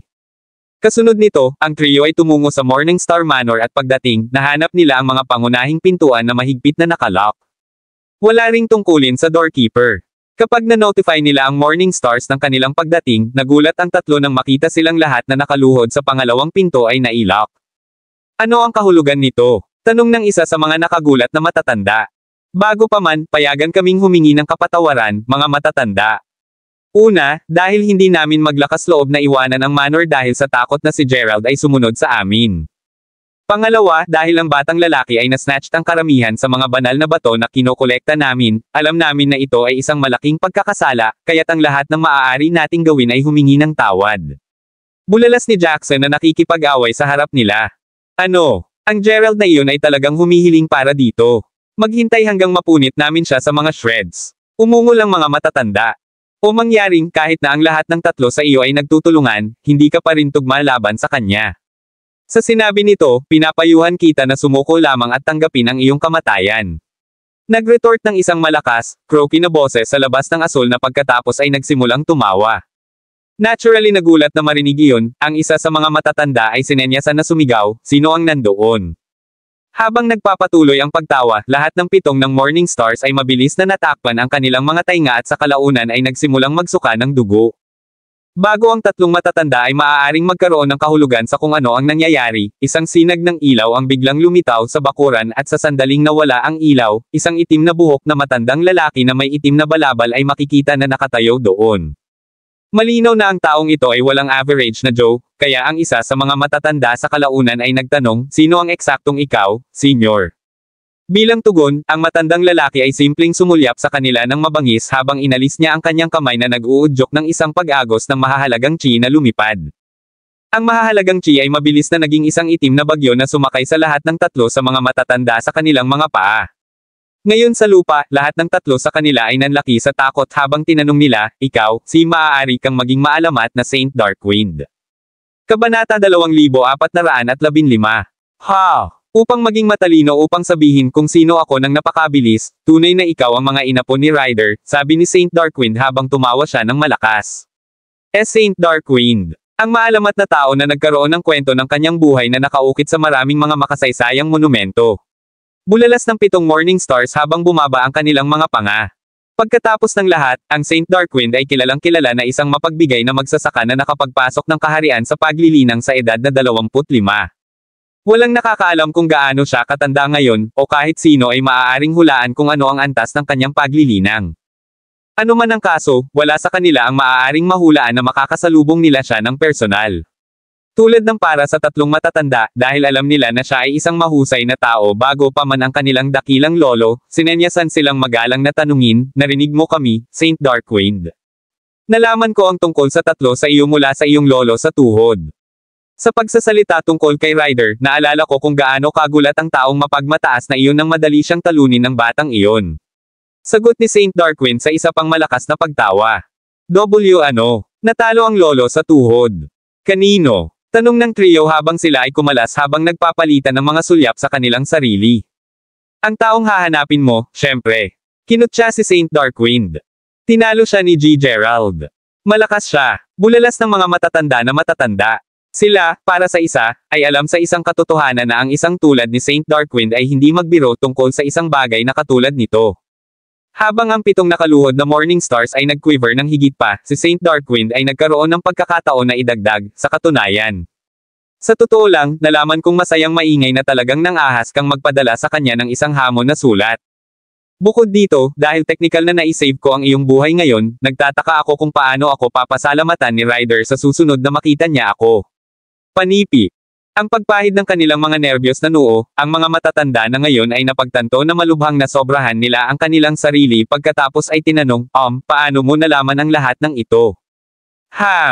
Tulad ng sinabi ko, tumakbo ako sa iyong lolo sa tuhod habang naglilinang ako sa isang lambak. Sa oras na ito, ang matandang lalaki ay malubhang nasugatan, kaya kapalit ng kanyang buhay, ipinagbigay alam niya sa akin ang lahat tungkol kay Gerald. Basta alam mo lamang, kailangang gamitin ni Ryder ang pamamaraan ng paghahati sa panahon ng labanan na iyon, kahit na kung wala siya, tiyak na matapos siya ni Gerald at pagkatapos. Hindi alintana, kung hindi ito para sa aking tulong, ang iyong lolo sa tuhod ay patay na ngayon. Ipinaliwanag ni Saint Darkwind na nagsasabi ng kumpletong katotohanan. Ang katotohanan ay sinabihan, sina Saint Darkwind at Ryder ay naging mga karibal sa pinakamahabang panahon. Kahit na si Saint Darkwind ay unang nakamit ang katanyagan, ang kasalukuyang Ryder sa pamamagitan ng kanyang talento at katalinuhan ay nakakuha na sa parehong antas na mayroon siya. Sa pag-iisip nito, kahit na matapos ang pakikipaglaban sa bawat isa sa 1,000 beses, hindi pa rin matukoy ng duo ang nagwagi. Bukod dito, alam ni Saint Darkwind sa isang katotohanan na si Ryder ay nakapagpalago lamang ng malakas dahil sa mga lihim ng Fire Cave. Sa katunayan, sinundan niya si Ryder sa yungib mga 1 taon na ang nakalilipas, at nakipaglaban sila sa Red River. Sa kasamaang palad, malapit na sa pagtatapos ng labanan, sinaksak siya ni Ryder sa pagpindot sa ilog. Kung hindi niya pinilit ang tubig gamit ang pamamaraan ng pagsasabog, tiyak na inaangkin ni Ryder ang kanyang buhay sa araw na iyon. Hindi alintana, tama ito pagkatapos ng insidente na iyon nang magtungo siya sa isang lambak upang linangin. Sa huli ay pinayagan siyang bumagsak sa nasugatan na si Ryder na nagpunta doon upang itago. Medyo matapat, hindi ba si Ryder? Sinabi sa kanya ng lihim na ito kapalit ng kanyang buhay, tiyak na papatayin siya ni Saint Darkwind doon at pagkatapos. Alinmang paraan, nang marinig ni Saint Darkwind na bumalik si Gerald sa Weston, agad siyang dumating upang maghanap para sa batang lalaki. Sa kanyang paglalakbay, nakatagpo siya ng 3 sa mga inapo ni Ryder, kaya sinundan niya sila ng kaunti, na pinayagan siyang malaman ang lahat. Kung malakas ang Gerald, ano ang dapat nating gawin tungkol sa hamon? Whimpered ang 3 matatanda na ngayon ay nararapat na kinakabahan. Hindi madali ang pagkuha sa batang iyon. Mayroon akong isang plano, ngunit kailangan kita ng 3 upang makipagtulungan sa akin. Sagot ni Saint Darkwind. Kami ay pinarangalan. Sinabi ni Well. Mahalaga, pinaplano kong mag-set up ng isang pormasayon sa ibang pagkakataon na 3 ay kakailanganin mong akitin siya sa panahon ng labanan. Magbibilang ako sa iyo upang matagumpay na makumplito ang gawaing ito. Ipinahayag ni Saint Darkwind sa isang matigas na tono. Naunawaan, Senior. Sa iyong tulong, sigurado kaming talunin siya. Bagaman, nagtataka ako kung anong pormasayon ang gagamitin mo. Panipi. Kabanata 2416. Sa pagbabalik tanaw sa 3 mausisa na lalaki, si Saint Darkwind pagkatapos ay nanunuya, ito ay isang natatanging pormasayon mula sa sekta ng Darkwind na kilala bilang ang pagbubuo ng buto. Hindi mahalaga kung gaano kataas ang kanyang paglilinang, siya ay mapalso sa pagpasok ng pormasayon. Sa katunayan, kahit ang kanyang kaluluwa ay hindi mananatili. Panipi. Natutuwa kami na makatulong, nakatatanda. Ipinahayag ang lahat ng 3 matatanda, na nag-uudyok sa Saint Darkwind na simulan ang paglalagay ng kanyang detalyadong plano. Ito ay sa ibang pagkakataon sa itaas ng kahanga-hangang tuktok ng bundok na tumusok sa mga ulap at isa sa mga pangunahing atraksyon ng Mayberry City kapag ang mga eksperto at lahat ng mga morning stars ay makikita na natipon sa rurok. Maging ang 3 matatanda na dumaan sa Zealand, Jordan, at Hudson Weir ay nakaupo sa cross-legged doon, na mukhang hindi kapani-pani walang makapangyarihan. Pagkaraan ng ilang sandali, sinenyasan si Grand Elder na sabihin, tandaan, mga kapatid. Pagdating ni Gerald, ang aming focus ay hindi upang talunin siya. Matapos naming hampasin siya sa aming pinakamalakas na pag-atake, agad kaming tumakbo patungo sa pagbuo ng Senior Darkwind. Tandaan na sinabi sa amin ng Senior Darkwind na lumabas sa pormasayon sa lalong madaling panahon, dahil ang lakas ng pagbubuo ng buto ay hindi isang bagay na maaaring hawakan ng ating mga katawan. Panipi. Naunawaan, kuya. Ipinahayag ang iba pang 2 matatanda. Kasunod nito, ipinikit ng trio ang kanilang mga mata at sinimulang i-regulate ang kanilang paghinga sa pamamagitan ng pagmumuni-muni habang hinihintay nila ang mahusay na labanan. Si Jackson at ang 6 na matatanda, sa kabilang banda, ay makikita na naghihintay sa paanan ng bundok. Dahil ngayon ang araw para sa 2 partido na gumawa ng isang malinis na pahinga, hindi lamang makatakas si Jackson, kahit na gusto niya.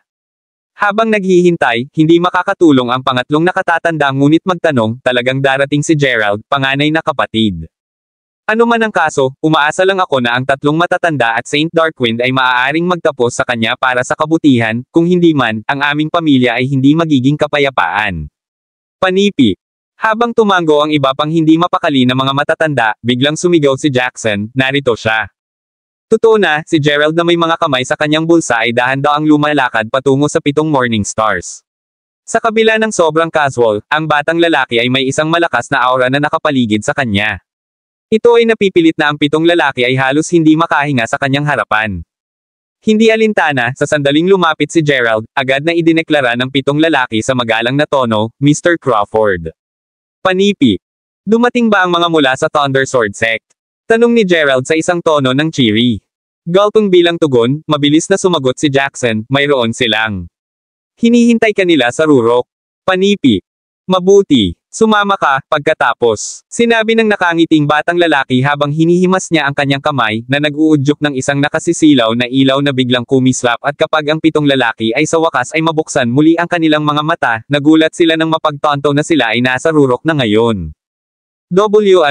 Whimpered the terrified men. Ito ang kanilang unang pagkakataon na nasaksihan ang tunay na kapangyarihan ni Gerald, at ngayon ay mas tiyak kaysa sa dati na ang batang lalaki ay tunay na pumasok sa kaharian ng Domiensk, isang kaharian na lampas sa kanilang pag-unawa. Maging ang 3 matatanda na naramdaman lamang ang biglaang presensya ni Gerald ay natagpuan ang kanilang mga mata. Ang batang ito ay talagang walang ordinaryong tao. Matapos ang isang maikling pagpos, inilagay ni Gerald ang kanyang mga kamay laban sa kanyang likuran bago sabihin, alam mo, hindi talaga ako sanay na maghanap sa iba. Sa sinabi nito, bakit hindi ka na bumaba? Bago pa man tumugon ang mga matatanda, pinakawala ni Gerald ang isang bingi ng Harumph na napakalakas na agad itong nabuo ng isang shockwave na lumipad patungo sa trio. Dodge! Yelled Zealand habang mabilis siyang nag-snap sa kanyang pagkabigla at tumalon sa gilid. Kahit na pinamamahalaan din ni Jordan ang pag-atake, si Hudson ay hindi maswerteng. Kapag ang shockwave ay bumangga laban sa kanyang katawan, agad itong nagdulot ng isang napakalaking pagsabog.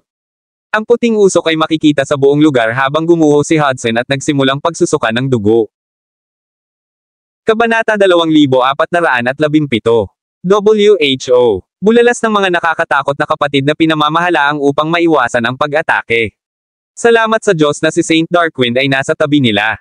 Kung hindi man, madaling papatayin ni Gerald ang lahat ng tatlo sa kanila ngayon. Hindi sila ang kanyang tugma. Panipi. Mabilis na nag-snap mula rito, ang Zealand na ngayon ay may mga veins na nakaumbok sa kanyang noo ay sinenyasan na sumigaw, sigurado ka ba, pangatlong kapatid? Kung ikaw ay, kailangan nating buhayin ang pagbuo ngayon. Panipi.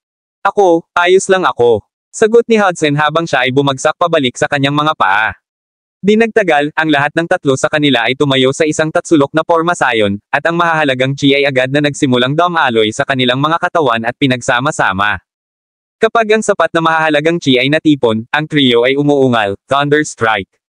Kasunod nito, lumitaw ang isang Aura Blade at mabilis itong nagsimulang lumipad patungo sa Gerald. Oh my! Isang malakas na pag-atake. Sinabi ng nakangiting Gerald sa isang nakakalibog na tono habang siya ay tumalon patungo sa Aura Blade. Sa pamamagitan ng isang solong welga ng kanyang palad, madaling masira ni Gerald ang pagbuo ng tayback ng trio. Ang pangalawa na nangyari, lahat ng tatlo sa kanila ay nagsimulang mag-iwas ng dugo sa kanilang mga bibig. Sa halos lahat ng kanilang mga buto ay nasira, ang trio ay pinilit na humiga sa lupa. Ang Thunderstroke ay ang pinakamalakas na pamamaraan ng tayback na ipinasa ng kanilang mga ninuno, at pinamamahalaang lamang nila ito pagkatapos ng mga dekada ng paglilinang. Sa kabila ng pagiging kaso, upang isipin na madali silang kinuha ng batang iyon. Habang nakababalisa na aminin, alam na nila ngayon kung gaano kaina sila ay inihambing sa kanya. Ang labanan ay hindi maaaring magpatuloy. Si Ryder ang iyong lolo-lolo, tama. Kung iyon ang kaso, dapat ako ang iyong nakatatanda. Sa pag-iisip nito, bilang iyong nakatatanda, payagan akong sabihin na ang discarding ito ng tayback ay hindi angkop sa iyo. Itigil mo na lang ang pagsasanay nito. Sabi ni Gerald habang umiling-iling siya, isang pagod na ngiti sa kanyang mukha. Peace na marinig iyon, ang Zealand pagkatapos ay naglabas ng isang bibig ng dugo bago mag-retort, mura ang pag-uusap. Kung mayroon kang mga guts, subukang mahuli sa amin para sa pag-ikot ng dalawa. Panipi. Kasunod nito, ang lahat ng tatlo sa kanila ay kumalas, na hinihimok si Gerald na sabihin, oh. Anong mga trick ang mayroon ka ng iyong manggas? Panipi. Sa sinabi nito, si Gerald ay naging isang sinag ng ilaw na pagkatapos ay hinabol pagkatapos ng trio at ilang sandali, nakarating siya sa isang libingan sa Mayberry. Sa pagpasok, agad na naramdaman ni Gerald ang isang buto ng chilling aura sa paligid. Ngumiti ng mahina, si Gerald pagkatapos ay nagbulong, isang pormasayon. Kung gaano kagiliw-giliw. Panipi. Natapos ang pangalawang pangungusap ni Gerald, muli ang trio. Gayunpaman, bago mahabulin sila ni Gerald, ang masamang pagtawa ay naririnig, na sinusundan ng isang taong nagpapahayag, tingnan natin kung paano mo maliligtas ang aking pagbubuo ng buto, Gerald. Halos kaagad pagkatapos, ang isang nakamamatay na itim na gale ay nagsimulang humihip sa loob ng pormasayon, at isang madilim na hemisphere ang mabilis na nabuo sa lugar din. Kung ang isang pangkaraniwan ay nahuli sa loob ng pormasayon, tiyak na pakiramdam nila ay sinaksak sila ng libo-libong mga kutsilyo. Ano ang isang menacing formation, naisip ni Gerald sa kanyang sarili habang umiling-iling siya. Hindi nagtagal bago ang isang pag-agos ng alikabok ay nagsimulang magtipon sa harap niya at sa huli, naging isang higanting mukha. Tumatawa sa isang mapanunuyan na tono, ang mukha sa lalong madaling panahon ay nagsabi, kamangha-manghang. Hindi ka nasasaktan mula sa aking pagbubuo ng buto na bumubuo. Hindi nakakagulat na maaari mong talunin si Ryder. Panipi. Ang iyong paglilinang ay mas mataas kaysa sa tatlo sa katunayan, marahil ay naaayon ito sa paglilinang ni Ryder. Sino ang eksaktong ikaw? Para sa lahat ng alam ko, walang ibang dapat maging malakas sa pamilya ni Ryder. Sagot ni Gerald. Pumunta ako sa Saint Darkwind, kahit na may pakiramdam ako na hindi mo pa ako narinig. Hindi alintana, alam ko ang lahat tungkol sa iyo, kagandahang loob ni Ryder. Sinabi sa akin ng matandang iyon na pinagkadalubhasaan mo ang kataas-taasang mga diskarte sa langit sa Fire Cave, kaya upang maging ligtas, siniguro kong gawin ang pormasyong ito ang lokasyon ng aming unang pagpupulong. Ipinaliwanag ni Saint Darkwind na may isang sneer. Kasunod nito, ang malaking mukha ay bumalik sa alikabok. Gayunpaman, mabilis na sinimula ng alikabok ang pag-swirling sa harap ni Gerald at sa lalong madaling panahon, si Saint Darkwind ay nakatayo sa harap ng batang lalaki. Matapos matitigan ang lalaki ng kaunti, inilagay ni Gerald ang kanyang mga kamay laban sa kanyang likuran bago masayang sabihin, kaya, sinabi sa iyo ni Ryder tungkol doon. Gayunpaman, mayroon akong pakiramdam na hindi niya sinabi sa iyo ang lahat. Oh, ano ang hindi niya sinabi? Kinutya si Saint Darkwind na may isang sneer. Kabanata 2418. Kahit na sinabi niya sa iyo na nakuha ko ang mga lihim na pamamaraan sa Fire Cave, sigurado ako na hindi niya sinabi sa iyo kung alin ang mga iyon. Dahil narito na kami, maaari ko ring ipaliwanag. Nakikita mo, bukod sa mga lihim na pamamaraan, ang isa sa kanila ay partikular na nakitungo sa mga pormasayon. Sagot ni Gerald na nakangiti pa rin. Oh, ibig mo bang sabihin na maaari kang masira mula sa aking pormasayon? Ngayon na nais kong masaksihan. Pinino ko ang aking buto ng pagbubuo ng buto sa loob ng maraming siglo, alam mo. Maaari mo ba talagang masira ito? Kung pinamamahalaan mong gawin ito, hindi ko iniisip na hayaan ka ng lihim. Kinutya ang hindi na kumbinsi na tao. Deal. Well, dito na pupunta. Sagot ni Gerald habang iginuhit niya ang kanyang talon bago sumigaw, Sky Split. Panipi. Kasunod nito, ginamit ni Gerald ang pamamaraan ng Cosmo Ampha Sword upang hampasin patungo sa Saint Darkwind. Naturally, nagulat ito sa lalaki, kahit na mabilis niyang sinaktan ang isang spell upang makabuo ng isang napakalaking kalasag na gawa sa hangin sa harap niya. Sa pagkadismaya ni Saint Darkwind, ang pangalawa ang talon ay bumangga laban sa kanyang kalasag, agad itong nabasag sa 1,000,000 piraso. Ang kanyang mga mata ngayon ay nanlaki sa kawalan ng paniniwala, mabilis na itinaas ni Saint Darkwind ang kanyang mga braso sa pag-asang mapabagsak ang epekto, gayunpaman, ang Aura Blade ay hiniwa lamang siyang malinis sa kalahati. Bago pa matumbok ng kanyang bangkay ang lupa, gayunpaman, mabilis itong bumaling sa alikabok na mabilis na nag-remerge sa isang smog na naghahanap ng Saint Darkwind na mukhang bago.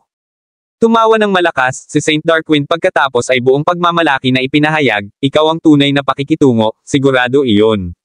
Sa kabutihang palad, sa halip na labanan katulad ni Ryder, sapat na ako upang umasa sa pormasyong ito. Gayunpaman, nakipaglaban kami sa labas ng pormasayon, ang iyong pag-atake ngayon ay tiyak na magtatapos sa akin. Panipi. Bago tumugon si Gerald, si Saint Darkwind ay nag-awit na at sa loob ng ilang segundo, ang alikabok at graba na kinuha ng Swirling Wind ay kinuha ang hugis ng isang malaking dragon at mabangis na naghahanap ng tigre. Habang ang dalawang hayop na sisingilan patungo sa batang lalaki, ang mga itim na kedena na tinawag mula sa manipis na hangin ay nagsimulang magboltong patungo din kay Gerald. Sa anumang oras, si Gerald ay ganap na nakagapos ng mga kedena. Kapag ang mga hayop ay pulgada ang layo sa kanya, huminto sila sa kanilang mga track bago ilabas ang mga butas ng tainga. Sa kung paano makapangyarihan ang mga roars, tila halos may kakayahang tumusok sa langit. At narito naisip ko na ikaw ay matalino dahil sapat na ang talento mo upang maging isa sa pinakamalakas na tao sa kaharian ng paglilinang, tulad ng nangyari, medyo bobo ka na mahulog sa aking pormasayon at mamatay dito. Alamin na ang pangalawa ng aking dragon at tigre ay hawakan ka, wala ka kundi alikabok. Sa sinabi nito, bakit hindi tayo gumawa ng deal?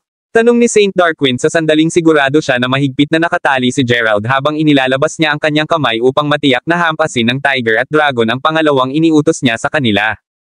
Naghahanap ng cool bilang isang pipino, si Gerald ay sumagot lamang, oh. Ano ang nasa isip mo? Panipi. Mayroon kang dalawang pagpipilian. Ang una ay itinuro mo sa akin ang kataas-taasang pamamaraan. Kasunod nito, kukunin ko ang iyong paglilinang kahit nahahayaan kitang mabuhay. Habang hindi ako partikular na mabait na tao, hindi ako tuso tulad ni Ryder. Bukod, mayroon akong mga dahilan para sa pagpapahusay ng aking paglilinang. Kaya, ano sa palagay mo? Tanong ni Saint Darkwind na may isang smirk. Nakasalalay sa kung ano ang pangalawang pagpipilian. Ang pangalawa ay nagsasangkot sa iyo na sumuko at nagtatrabaho para sa akin. Habang hindi ko may scrape ang iyong paglilinang, kakailanganin mong lunokin ang aking buto ng pagtanggal ng tableta upang mapigilan kita na ipagkanulo ako. Ipinaliwanag ni Saint Darkwind na may ngiti. Maganda ang tunog. Gayunpaman, sinabihan ang katotohanan, dapat ako ang nag-aalok ng mga pagpipilian sa iyo, kinutya ni Gerald na may isang sneer. Kabanata 2419. Hindi mo ba alam na ikaw ay ganap na nasa aking kontrol? Ang kailangan ko lang gawin ay magbigkas ng isang mantra at ikaw ay agad na mabawasan sa alikabok. Ipinahayag na Saint Darkwind. Huwag mag-atubiling magpatuloy sa pag-iisip. Hindi alintana, dapat mong malaman na ako ang aktwal na kontrolado. Kung nais ko, maaari kong tumagos ang iyong kaluluwa ng isang kisap mata lamang ng isang daliri. Sagot ni Gerald habang ginawa niya iyon at ilang segundo mamaya, isang gintong ilaw ang sumabog at ang mga kadena na nagbubuklad ng batang lalaki ay mabilis na singaw. Ano? Paano ito posible? Bulalas ang dumbfounded Saint Darkwind habang gestured siya para sa kanyang dragon at tigre na atake. Nang matanggap ang kanilang order, ang dragon ay tumalon at sinalakay mula sa itaas samantalang ang tigre ay sisingilin ng diretso sa. Si Gerald mismo ay humawak lamang sa kanyang paghinga at nakatuon ang kanyang isip. Kapag ang mga hayop ay segundo ang layo mula sa pag-atake, ang batang lalaki ay itinaas ang kanyang braso at pagkatapos ng pagbulong ng isang bagay, isang gintong ilaw ang sumakop sa kanyang buong katawan. Sa pag-iisip nito, ang pangalawa ng dragon at tiger ay nakipag-ugnay kay Gerald, agad silang nawala, na iniwan si Gerald na ganap na hindi nasugatan. Napagtanto kung gaano kalaki ang hinahanap, mabilis na lumingon si Saint Darkwind na umaasang maging isang twister at makatakas. Gayunpaman, ito rin ay sa sandaling iyon nang mapagtanto niya na may isang bagay na labis na nagkamali sa kanyang porma sayon. Habang nagtataka siya kung saan siya nagulo, narinig niya si Gerald sneer bago nanunuya, nagpaplano ka pa ba na maging isang twister? Kasunod nito, tinitigil ni Saint Darkwind ang malawak na mata habang si Gerald ay naging isang twister na mabilis na nakapaloob sa kanya. Ngayon ay natigil sa loob ng malaking vortex, sinenyasan si Saint Darkwind na sumigaw, ito na. Imposibleng. Paano mo malalaman din ang discarding ito? Panipi. Huli na upang mapagtanto, ngunit sa wakas ay naintindihan ni Saint Darkwind na nauna nang tinataka ni Gerald ang kanyang mga kapangyarihan. Tulad ng kung hindi pa ito masamang sapat, ang mga watawat na humahawak ng kanyang porma sayon ay magsimulang gumuho. May iba ka pa, Gerald. Pinakagulat ang nakakatakot na Saint Darkwind bilang isang napakalaking tunog ng rumbling na naririnig. Ang porma sayon ay malapit ng masira. Sa loob ng ilang segundo, natagpuan ni Saint Darkwind ang kanyang sarili na ganap na napuspos sa loob ng kanyang sariling twister at nang sa wakas ay binuksan niya muli ang kanyang mga mata, napagtanto ng tao na ang kanyang katawan ay ganap na nakagapos ng isang gintong dragon. Tulad ng para sa kanyang porma sayon, matagal na itong nasira, naiwan lamang ng ilang mga nawasak na mga watawat sa likod na mahina na bumagsak sa hangin. Tulad ng sinabi ko kanina, bihasa ako sa sining ng mga porma sayon. Sa pag-iisip nito, hindi ka ba mas tanga kaysa kay Ryder sa patuloy na pag-atake sa akin kahit na sinabi ko iyon sa iyo? Hindi alintana, ang iyong buhay ay nasa aking mga kamay ngayon. Kahit na ang pinakamaliit na puwersa mula sa akin ay papatayin ka. Sabi ni Gerald sa isang tono ng tono. Please don't kill me, Gerald. Mayroon pa akong mahahalagang bagay upang makamit. Humingi ng takot sa Saint Darkwind. Masalimuot. Nararamdaman ko na hindi ka lamang narito para sa aking kataas-taasang mga diskarte sa langit, sagot ni Gerald habang inalis niya ang kanyang kapangyarihan, na naging sanhi ng pag-iwas sa dugo ni Saint Darkwind habang siya ay bumagsak sa lupa. Ngayon ay mukhang mapatla, sinimulan ng Saint Darkwind na ipaliwanag, totoo na hindi lamang ako narito para sa mga pamamaraan, sasabihin sa katotohanan, una akong napunta upang hikayatin kang sumali sa mga puwersa sa akin, gayon paman. Kabanata 2420. Gayunpaman, kapag napagtanto mo na hinamon ako ng mga weir sa isang tunggalian, binago mo ang iyong mga plano. Dahil mayroong isang pagkakataon na hindi ako sasangayon na sumali sa mga puwersa sa iyo, gumawa ka ng isang porma sayon at pinasimulan mo ako ng tatlong iyon upang maaari mo akong sakupin. Kasunod nito, pinaplano mong malaman ang mga lihim na pamamaraan mula sa akin, tama. Nagambala Gerald. Nodding bilang tugon, si Saint Darkwind pagkatapos ay nagbuntong hininga bago sumagot, tunay na isang matalim, iyon mismo kung paano naiisip ng mga bagay. Akala ko perpekto din ang plano ko. Pagkatapos ng lahat, kahit na ang iyong paglilinang at martial arts ay katangi-tangi, dapat na walang paraan para magamit mo ang iyong mga kapangyarihan sa loob ng aking porma sayon. Hindi ko naisip na madali mong sirain ang aking porma sayon na madali. Tunay na ikaw ay isang master ng mga porma sayon. Panipi. Ang iyong porma sayon ay mabuti, bibigyan kita ng marami. Kung hindi ito para sa aking kaalaman sa mga porma sayon at ang katotohanan na pinagkadalubhasaan ko ang mahusay na transportasyon ng pamamaraan ng Velement, tiyak na mamatay ako sa iyong porma sayon kanina. Sabi ni Gerald. Sa kasamaang palad, ito ang aking pagkakamali sa hindi pagsasaalang-alang na. Ngayon na ang lahat ay nawala, ang magagawa ko lang ay mamatay ng ikinalulungkot. Wailed Saint Darkwind. Bueno, hindi ko sasabihin na ang lahat ay nawala. Para sa isa, pinaplano mo lamang na kiskisan ang aking paglilinang sa halip na patayin ako kanina. Dahil dito nabubuhay ka pa, alam mo. Kung talagang tinangka mo akong patayin, hayaan kitang mamatay sa iyong porma sayon, hindi na muling ipanganak. Bukod doon, bakit eksaktong gusto mo akong sumali sa mga puwersa sa iyo? Sagot ni Gerald habang pinapahiya niya ang kanyang tingin na naging sanhi ng pag-iwas sa Saint Darkwind. Matapos ang isang maikling pag-post, sumagot si Saint Darkwind, ito ay isang mahabang kwento kahit na mayroon akong dalawang pangunahing dahilan. Ang una ay maayos, upang maging mas malakas, syempre. Tulad ng para sa pangalawa. Maaaring hindi ka naniniwala sa akin, ngunit para sa kapakanan ng paglilinang, sigurado ako na alam mo na pagkatapos na maging isang Dominance Master, ang isa ay kailangang mag-iwan ng isang linya sa secular na mundo. Ito ay natural lamang. Bukod doon, nang bumalik ako sa secular na mundo ilang dekada na ang nakalilipas, napagtanto ko na nawala ang lahat ng aking mga inapo. Matapos ang ilang paghuhukay sa paligid, nalaman kong lahat sila ay pinatay. Ang mas masahol pa ay ang katotohanan na namatay sila mula sa pagtanggal ng kanilang espiritual na kakanyahan. Panipi. Bloodline espiritual na kakanyahan. Nabasa ni Gerald ang tungkol sa mula sa isa sa mga libro na ibinigay sa kanya ni Walter. Mahalaga, ang espiritual na kakanyahan ay isang espesyal na espiritual na kakanyahan na nabuo kapag ang isang magsasaka ay nakakuha ng isang banal na katawan. Maaari itong isaalang-alang bilang Triton Chi, o din bilang likas na kakayahan ng mga inapo sa kapanganakan. Ang isang mabuting halimbawa nito ay ang mga Moldels at ang mga Gunters. Hindi tulad ng mga pangkaraniwan, ang mga pamilyang ito ay maaaring linangin dahil ang kanilang mga inapo ay malakas na mga magsasaka tulad ni na Ryder, Saint Darkwind, at Linden na lahat ay nakakuha ng mga banal na katawan. Dahil dito, nagawa nilang magmana ng espiritual na kakanyahan ng dugo sa kapanganakan. Habang ang mga nasabing inapo ay maaaring gumamit ng kanilang espiritual na kakanyahan bilang pundasyon para sa kanilang paglilinang, bihira pa rin para sa mga nasabing individual na makakuha ng mga banal na katawan at pumasok sa kaharian ng paglilinang. Ang mataas na matatanda sa Yanem ay nahulog sa ilalim ng kategoryang ito.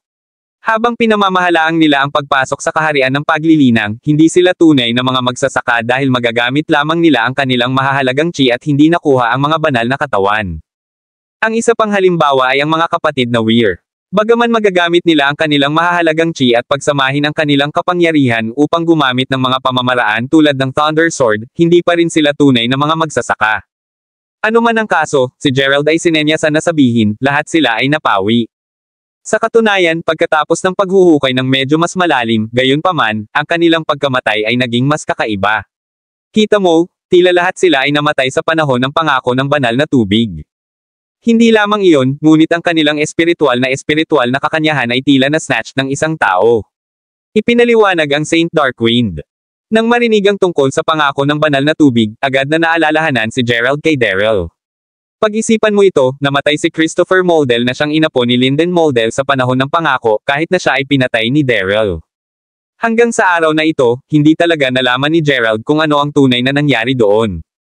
Pagkatapos ng lahat, ang anumang mga pahiwatig ay tila nawala sa manipis na hangin, tulad ni Daryl. Nakaramdam ng bahagyang bomb, pagkatapos ay umiling-iling si Gerald habang siya ay nagbulong, talagang, kung ano ang nangyayari sa Pledge of the Holy Water and the Sun League. Nang marinig niya iyon, nanlaki ang mga mata ni Saint Darkwind habang tinanong niya ang sorpresa, ikaw, alam mo ang tungkol sa Sun League. Maraming salamat mga kamaster sa walang sawang pagsusubaybay. Isang like, share, and subscribe naman dyan mga kamaster. Abangan ang susunod pang mga kabanata.